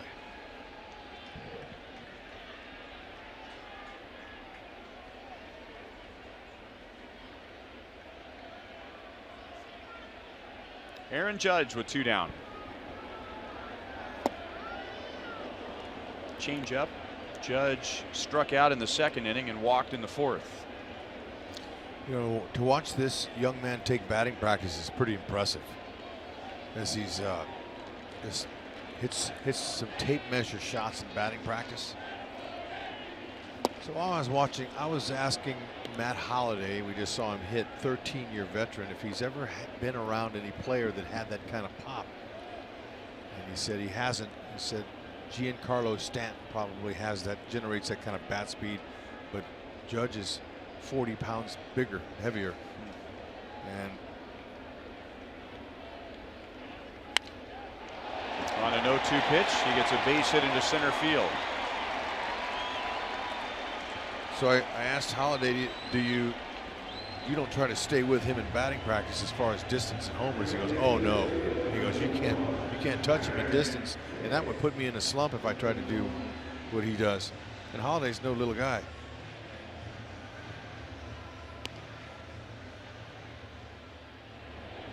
His batting practice is up there with Mark McGwire when he was in his prime, and Bo Jackson used to hit him. Vladimir Guerrero was a great batting practice hitter for distance, the guys that I've seen.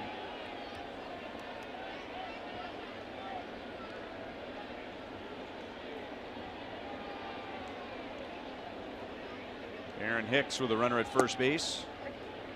Good location with the fastball, 0-1.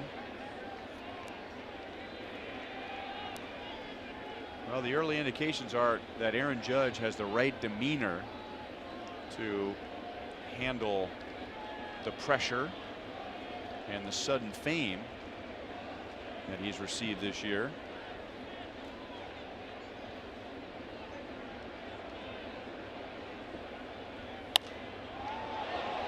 Slice to left field.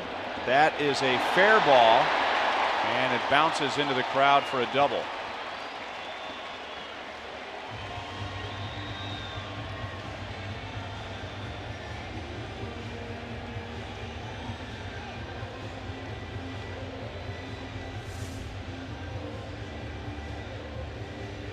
Okay, let's just see this ball now. You could tell by the way Alex was pursuing it that he thought it had a chance, and sure enough, it was fair by plenty. Couldn't tell from up here. Judge, he sees it right in front of him. Nice judgment by Judge.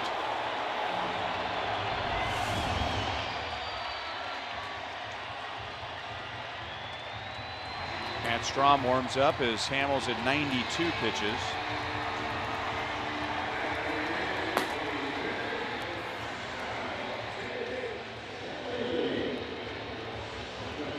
Big difference between the next two hitters coming up. Chase Headley, who's 0 for 2 and 6 for his last 57, and behind him, don't be fooled by the number 8 hitter, it's Didi Gregorius, who has just worn out the Royals. Salvi was coming up to throw, so he and Mike Moustakas with a planned play. Moustakas was on his way to third. Salvi was going to throw, but Headley fouled it away. Here's Gregorius, who has homered again tonight.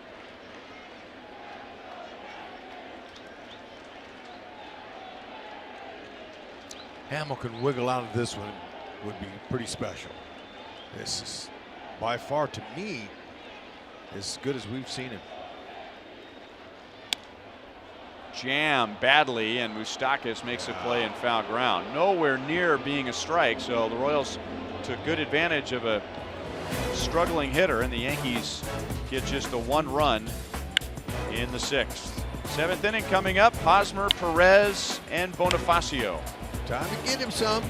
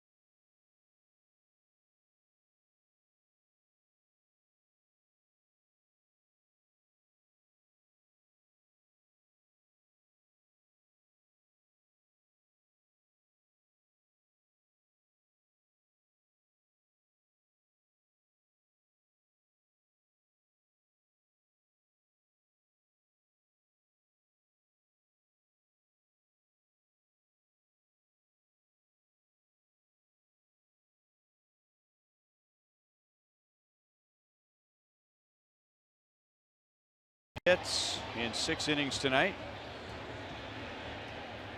And before the Royals come up in the 7th inning, let's answer our sprint trivia question. Which manager has been ejected most all time? Bobby Cox. 161 times. So now he had a long career, obviously, as a manager, but that would be the equivalent, of course, of being thrown out every single day in one season, or one short of every single day in one season. That's a lot. He protected his players. It was all about his players. Ned will tell you. I had a chance to play for the Braves. Doggone it. You did? I did. Came home from Japan after the '93 season at '94, and I signed with the San Francisco Giants and Dusty Baker. And with a week to go before the season started, they released me. Got a call from John Sherholz. Said, "Hey, we'll like you to start in Richmond, but we'd like to sign you." I said, "Okay, that's good." Just had our baby, our first daughter, Alyssa, our first child, and another day later, Bill Bavasi of the Angels came into the hospital bedroom, or hospital room where Jennifer was, and left his card and said, "Hey, where's your husband? And she said, he's out to dinner or out to lunch. And so in more ways than one. That's right. So give him my card when he comes back. So I came back into the hospital room and said, hey, honey, how you doing? She goes, great. The Angels came by, and I said, really? I have no idea what you've been through, honey. Just had a baby and all, you know. I'm sure you've seen some Angels. She said, no, blank.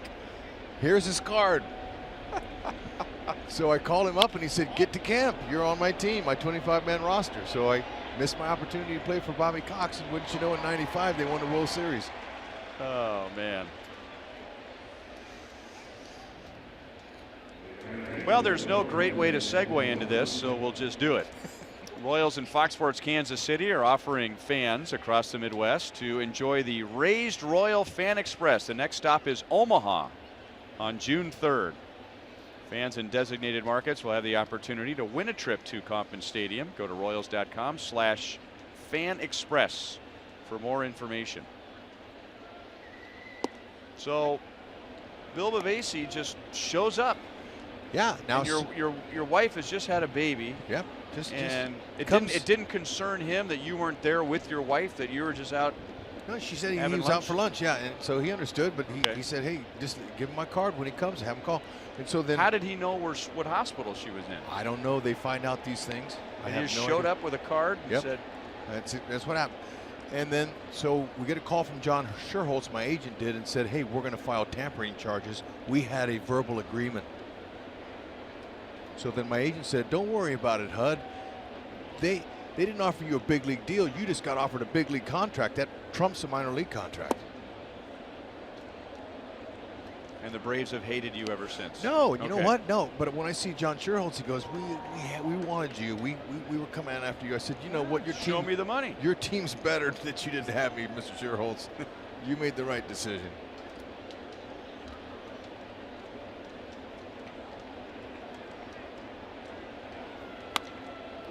Severino backhands. Second one. Double play. Bonifacio, it may be wishful thinking, but he turned to the Royals dugout. He didn't seem to be convicted that he was safe.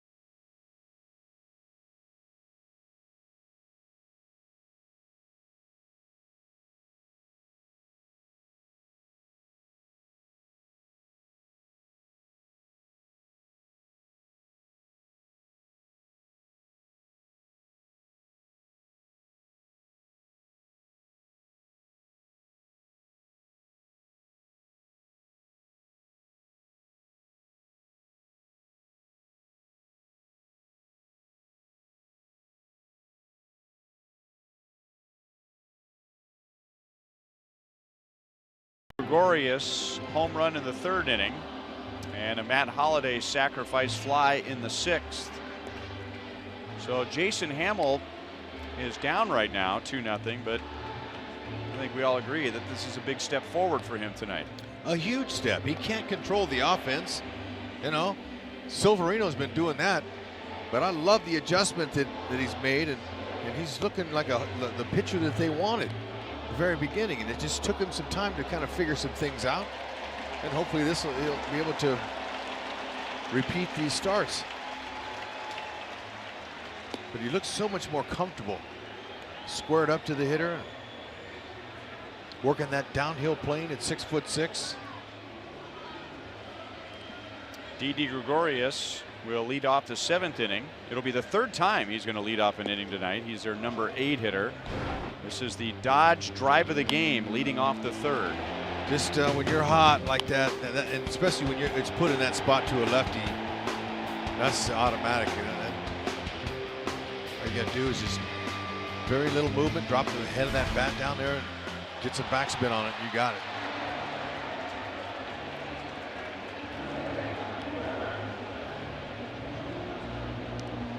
Hamill has walked 2. He has struck out 7, which is a season high. His season high last year with the Cubs was 9 when he went on to win 15 games. And now it's Strom with Moylan out in the left field bullpen.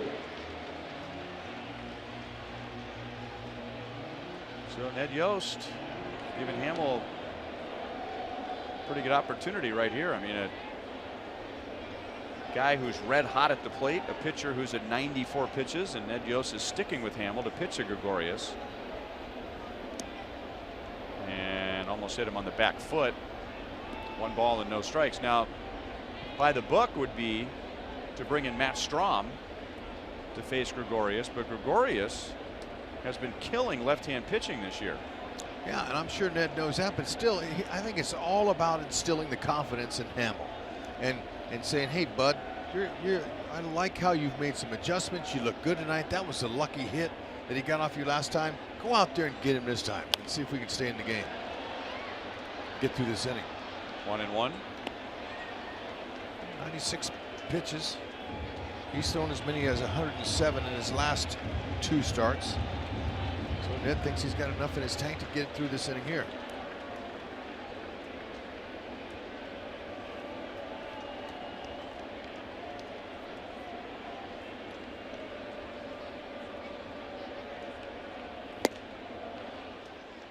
Two and 1 on Gregorius. Chris Carter is on deck. And then Brett Gardner.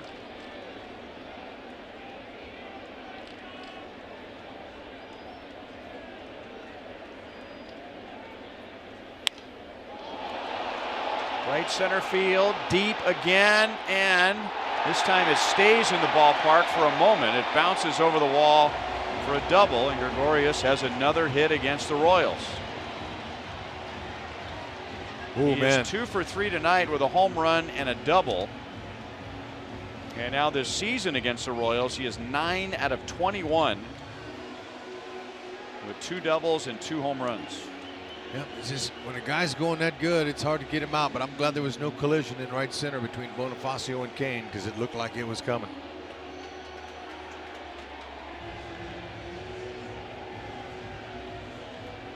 Matt Strom will get the call with Carter and Gardner coming up.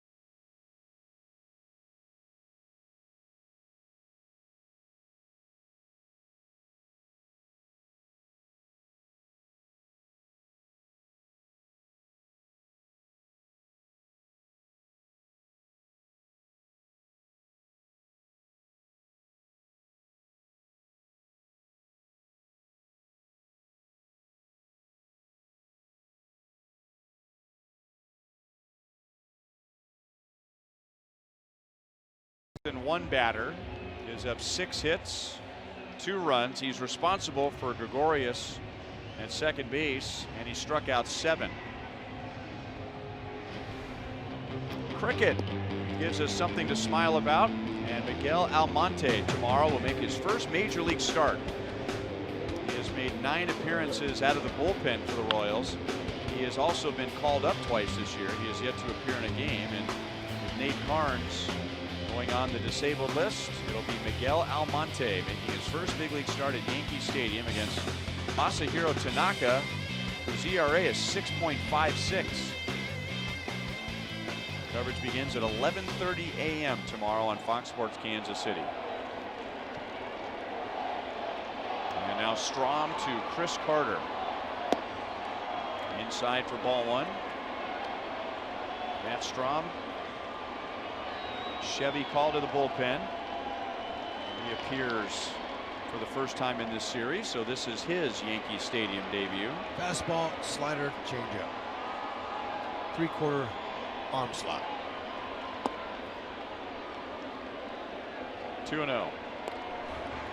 E.D. Gregorius just hit a ground rule double to right center field, leading off the inning. You know, we talked about how Ned was trying to instill confidence in Hamill, hoping if he got through that, he could get through Carter.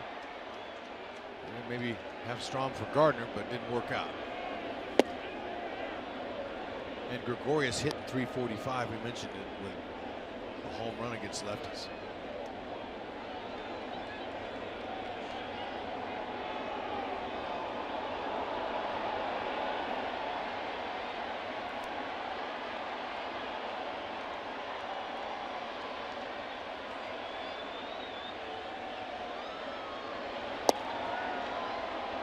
Inside, 3-1.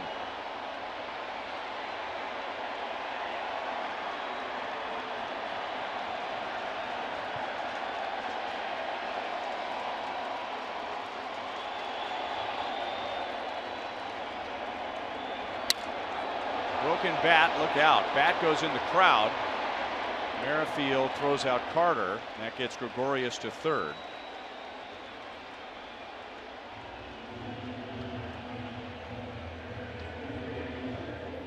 And now the top of the order coming up.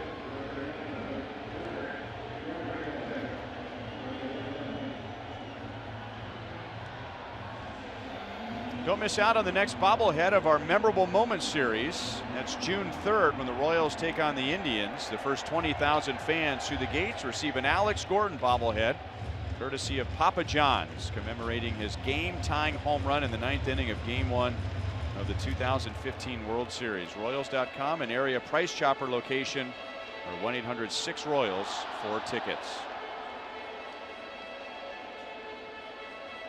Yeah, Royals are concerned, and everyone now is just standing and watching as someone was hit by that bat.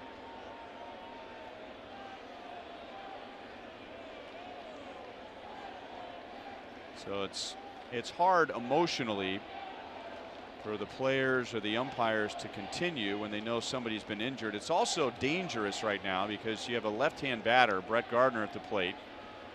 And all those fans on the third base side, they're vulnerable as it is. HUD pointed out there's no netting above the dugouts here. Now you have several fans who aren't even paying attention to the game. They're concerned about the fan, and here's the big piece of the bat that came apart and flew into the crowd. You know, looks like it's going to be okay. There's a little boy that got hit. Infield in. And it's 0-1 on Gardner.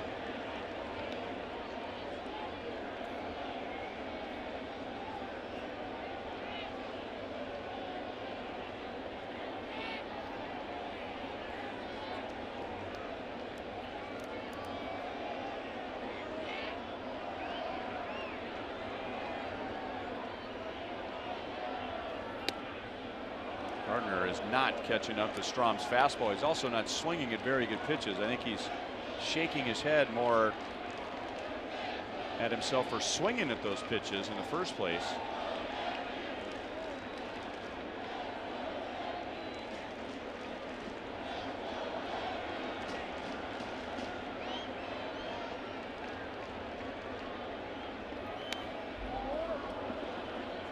0-2. Well, you're really opening yourself up these days if you are one of the stadiums that decides not to extend the netting beyond the dugouts, because a precedent has been set with several other teams. Yeah, you know, you're asking for it, but it looks like things are going to be okay.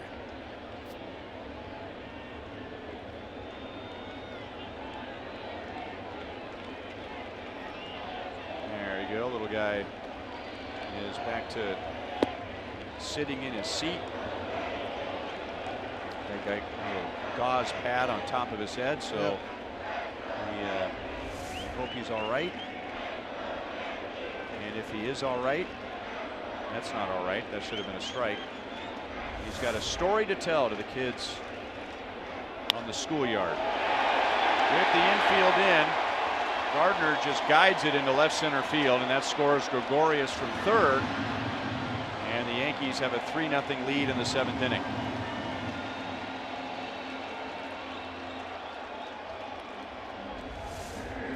Well, this is the previous pitch before the hits, right down the middle of the plate.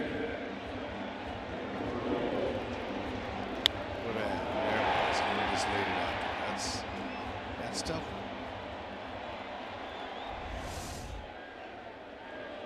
Gardner essentially got 4 strikes in that at bat. He did.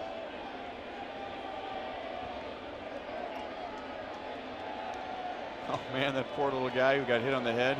He's okay, by the way. That's the good news. They're going to get him to the first aid station. Kane and Bonifacio. Bonifacio makes the call and the catch.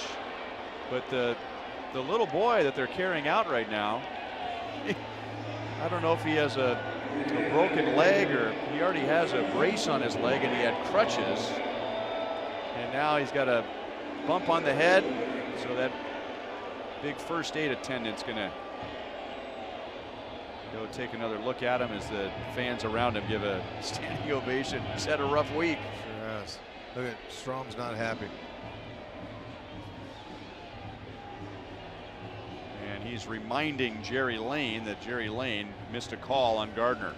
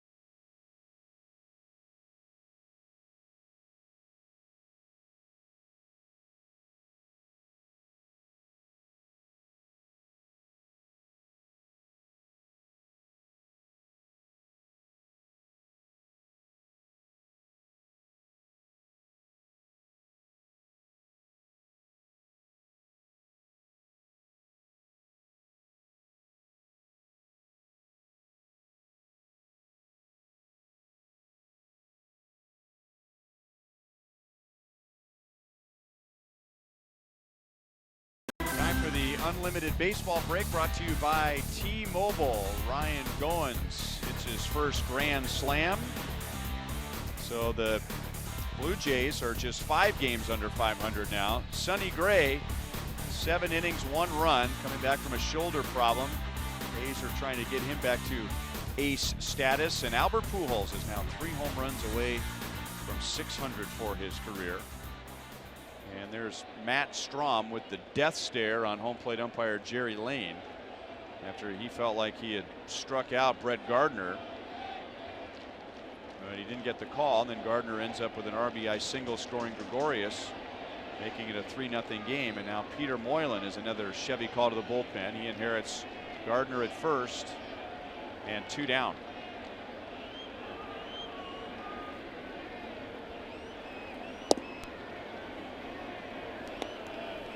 Just seems like that always happens. You know, you make a pitch, you execute, doesn't get called, and then the next thing you know, the next pitch gets a base hit. So that's happened many a time. But Strom's a rookie, and he's not real happy about giving up that run.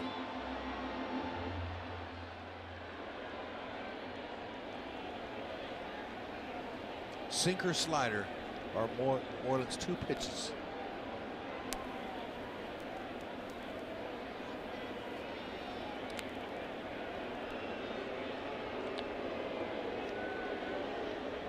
Gardner's 5 for 5 in steals this year. Maybe not going to go necessarily with Holiday up there with some power, but just the threat sometimes is enough to get the hitter a straight pitch. Fastball, that was a good spot.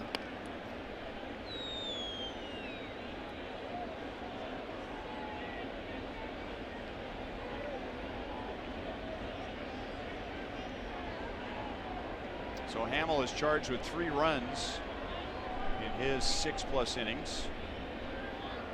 Gardner is the responsibility of Strom. 1-2.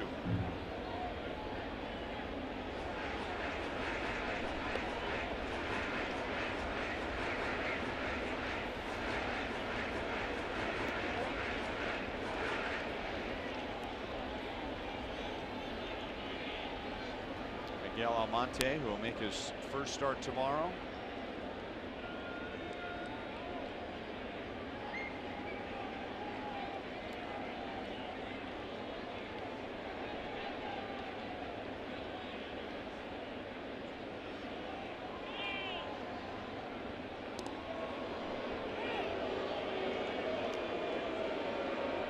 This will probably change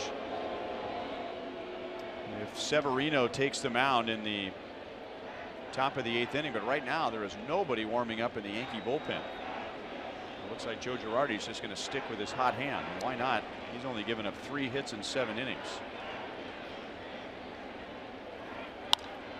Grounded to Moustakas, and that's the inning. So the Yankees with 1 in the 3rd, 1 in the 6th, 1 in the 7th for a 3-0 lead at the end of 7.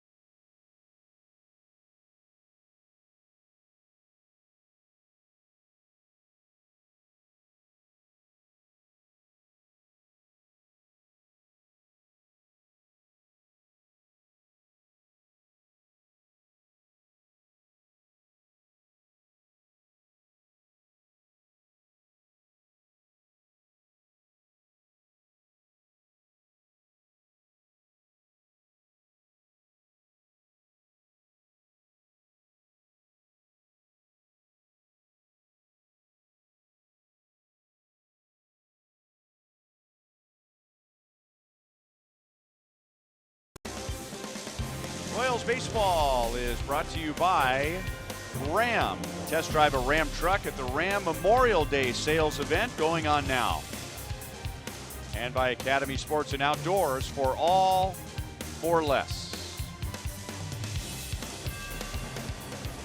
While we have a moment, we want to send our best wishes and a big hug to our good friend Emily Penning, who is the executive assistant to General Manager Dayton Moore.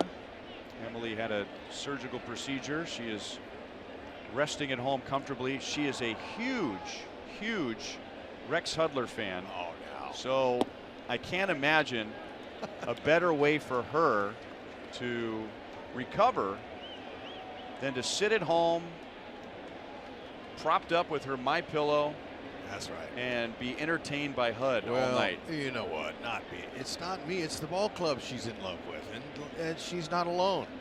But I will tell you that woman made me feel so comfortable 6 years ago when I showed up to spring training, not knowing anybody in the organization or anything, and she was an administrative assistant to baseball operations at that particular time, and she was at the desk, and she helped me with my computer. She helped me get, accustomed to people, and was so sweet.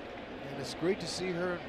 Whenever I get a hug from her, it makes me feel really good. Now she's a big shot. Oh, no question. Right, so but she's still giving away hugs and still. She's elevated her stature. That's right. So Emily, we're glad you're doing well.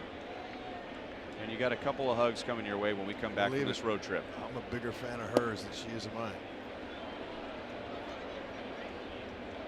3-2 from Luis Severino to Brandon Moss. And as anticipated, as soon as Severino stepped on the mound, they have some activity in the Yankee bullpen. This will be pitch number 97. And it results in strikeout number 6.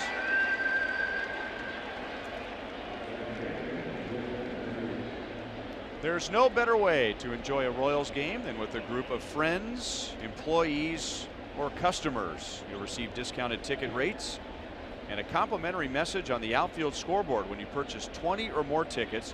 Large groups also have the opportunity for complimentary tickets, on-field presentations, and batting practice field visits. It's a great deal. So many great places to enjoy a Royals game.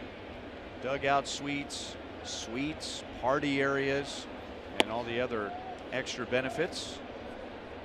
Email groupsales@royals.com for rates and availability.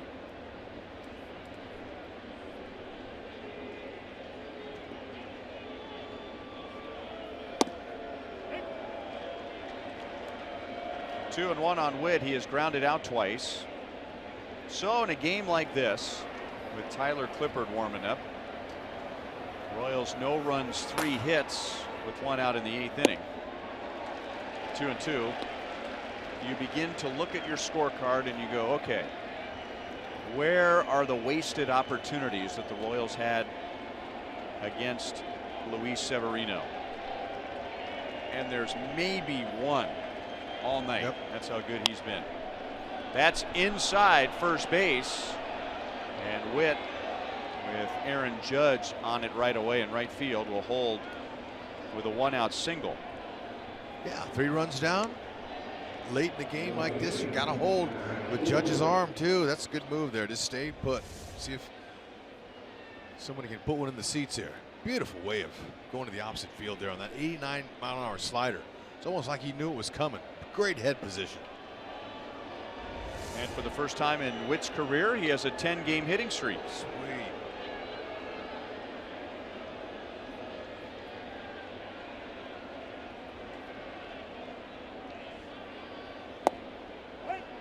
Sliders in for a strike to Alex. He has a single and a strikeout. Severino's season high for pitches is 111. His career high in innings is 8.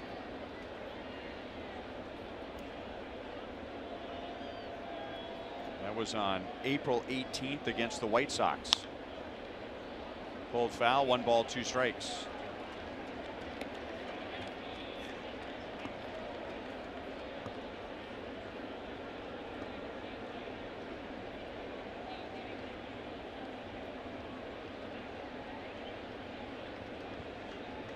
Longest inning was a 19-pitch 4th inning.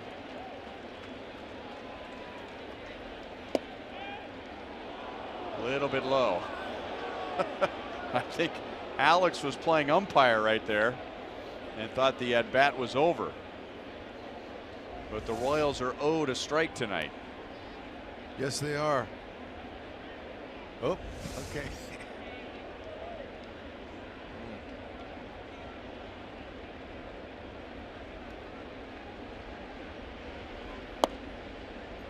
3-2. Escobar's on deck.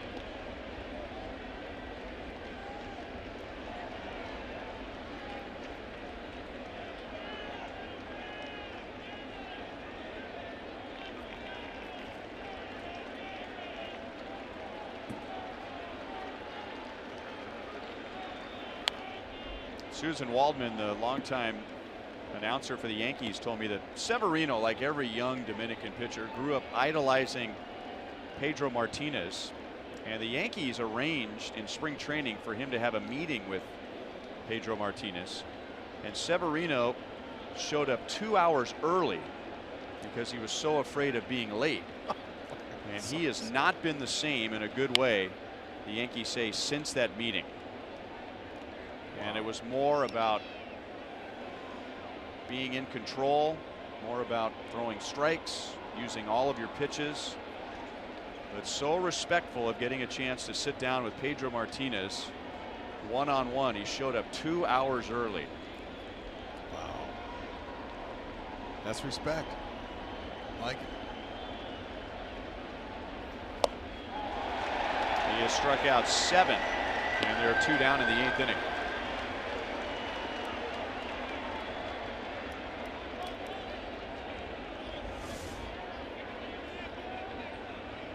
Pretty tough customer. It's not like that slider has any lateral movement either. It's straight down.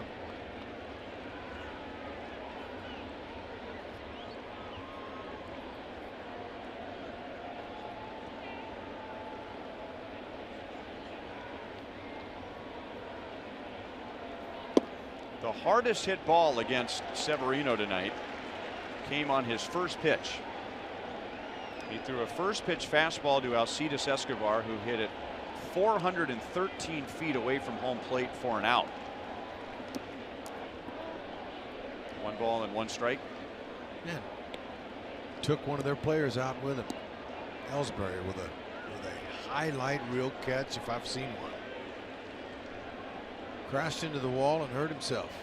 A little slight concussion and a contusion to his shoulder. Is that what they said? Sprained neck. Oh, neck. To right field, and Judge into the corner, and Luis Severino ties a career high with 8 innings. Tonight it's 8 scoreless innings.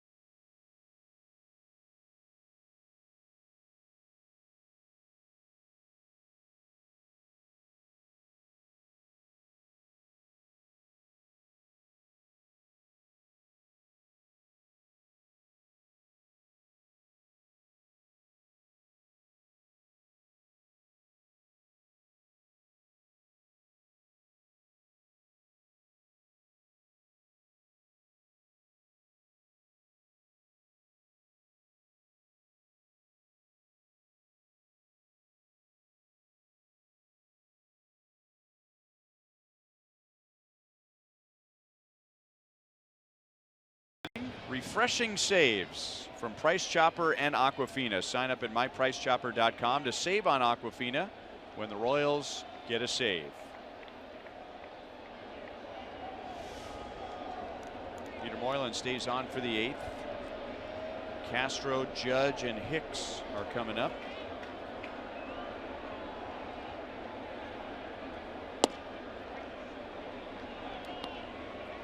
Castro was 0 for 3 against Jason Hamill. Hamill went 6 innings. He allowed 3 runs, 6 hits. One of the runs scored after he was out of the game, and he struck out a season high 7. 0-2.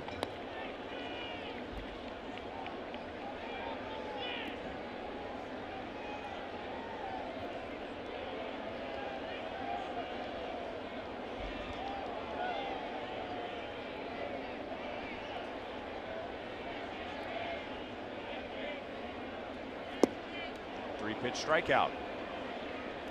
Very nice job of setting him up with those hard sinkers in on his hands, and then getting ahead of him and sweeping him away out of the strike zone. Beautiful. When Peter Moylan's on, this is exactly what he does. Look where that ball started. It started 2 inches on the inside part of the plate. It ended up 5 inches off the outside. Great job there. Aaron Judge has a single and a walk.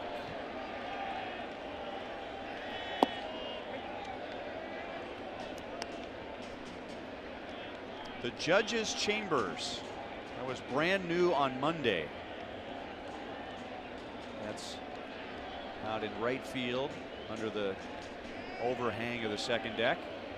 Nice wood paneling out there. Yeah, that was the organization's idea. Some might think that that adds a little extra pressure to a rookie who's had a good month and a half. But talking with his teammate Matt Holliday before the game, he says if anybody can handle it, he can. Yeah, you asked Matt Holliday how Aaron Judge compared to other young phenoms he's played with. I said, you know, he's a 13-year veteran. I said, how about a lot of young kids come in the game now think they're entitled, and sometimes they're a little bit too arrogant when they get here. How is he? He said he's the greatest young kid I've ever seen come in the big leagues as far as his attitude goes.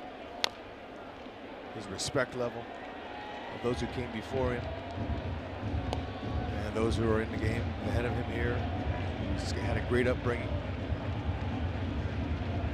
So if anybody can handle it, he can. Very humble.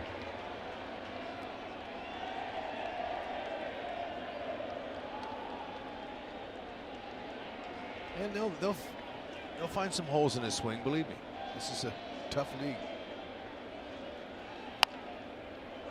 Out to Moss, who's making his first start at first base this year. 2 down.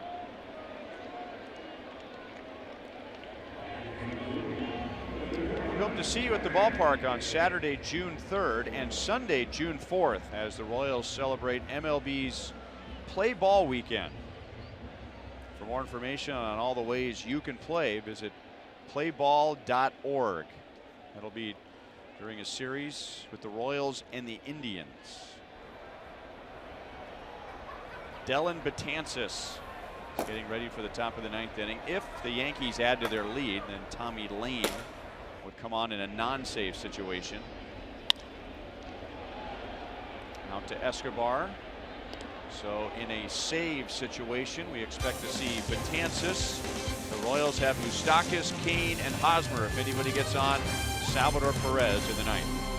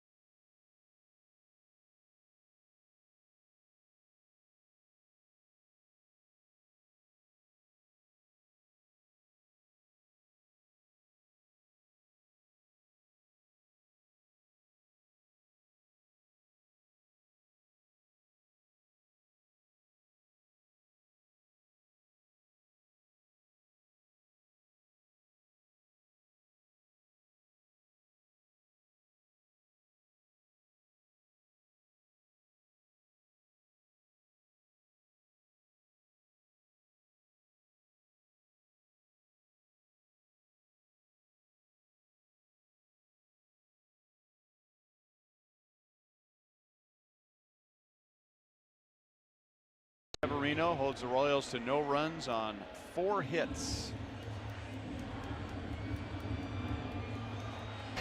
All right, our Honda play of the game. Unfortunately, Matt Strom didn't get this pitch. Come on, Jerry.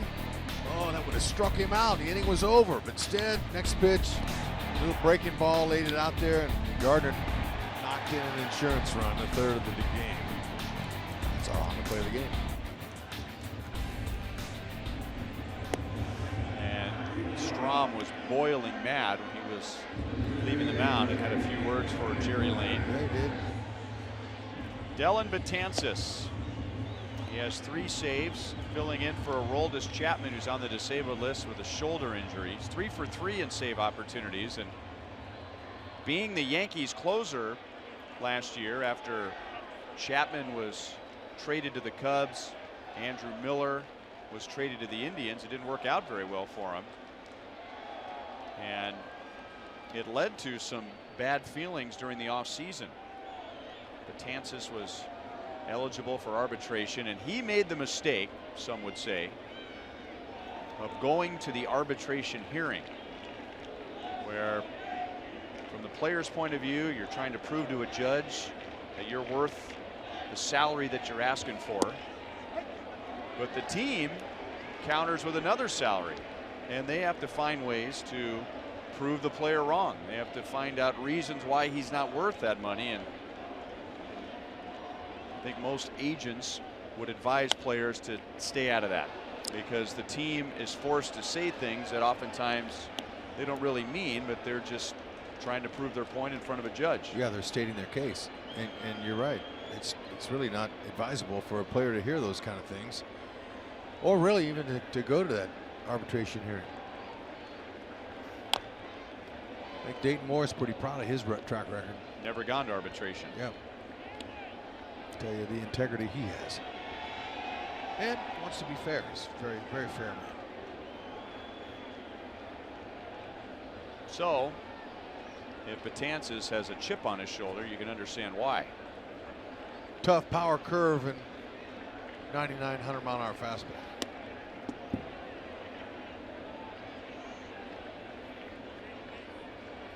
That was 100 there.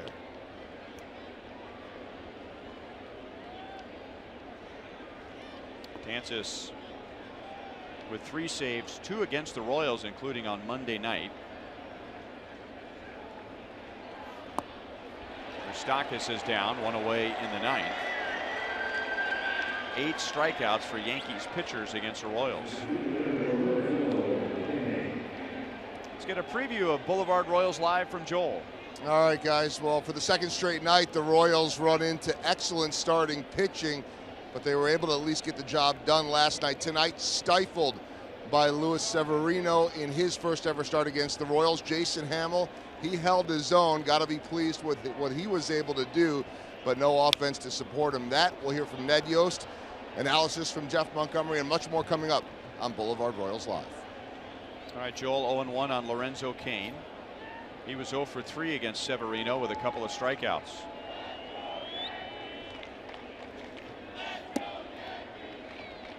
One and one.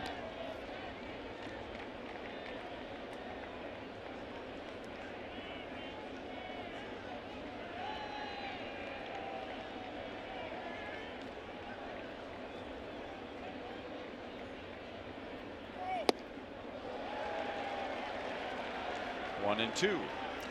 Now, you know, that looked like a little cutter or even a slider, but he has a bigger curveball he uses too. So hey, this guy's a beast. He's definitely tough to pick up, let alone square up.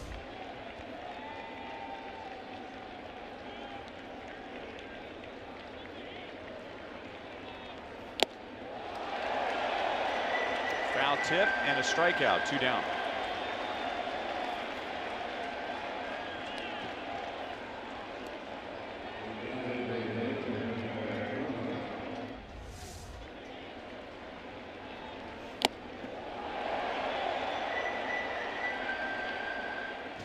Lorenzo looking up at that radar gun in center field and going, what was that? That's a big man. 100 miles an hour to Hosmer, who is 0 for 2 with a walk.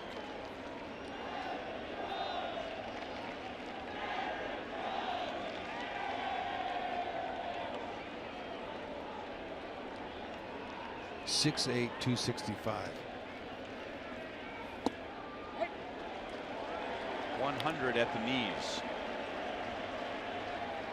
Yeah, and the 6'8" part, which matches his number, makes it even harder. I mean, with that stride and those long arms, I mean, his reach probably makes it seem a lot harder than 100 miles an hour, if that's possible. Oh, there's no doubt.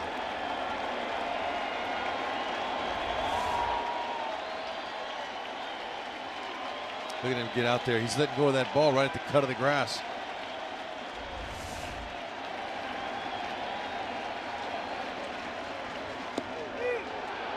And the Yankees shut out the Royals tonight 3-0. Didi Gregorius is right in the middle of it again. He had a home run and 2 runs scored. So that clinches the season series for the Yankees. They've now won 5 of the last 6 season series against the Royals. The final game of the series is tomorrow afternoon. We'll be right back.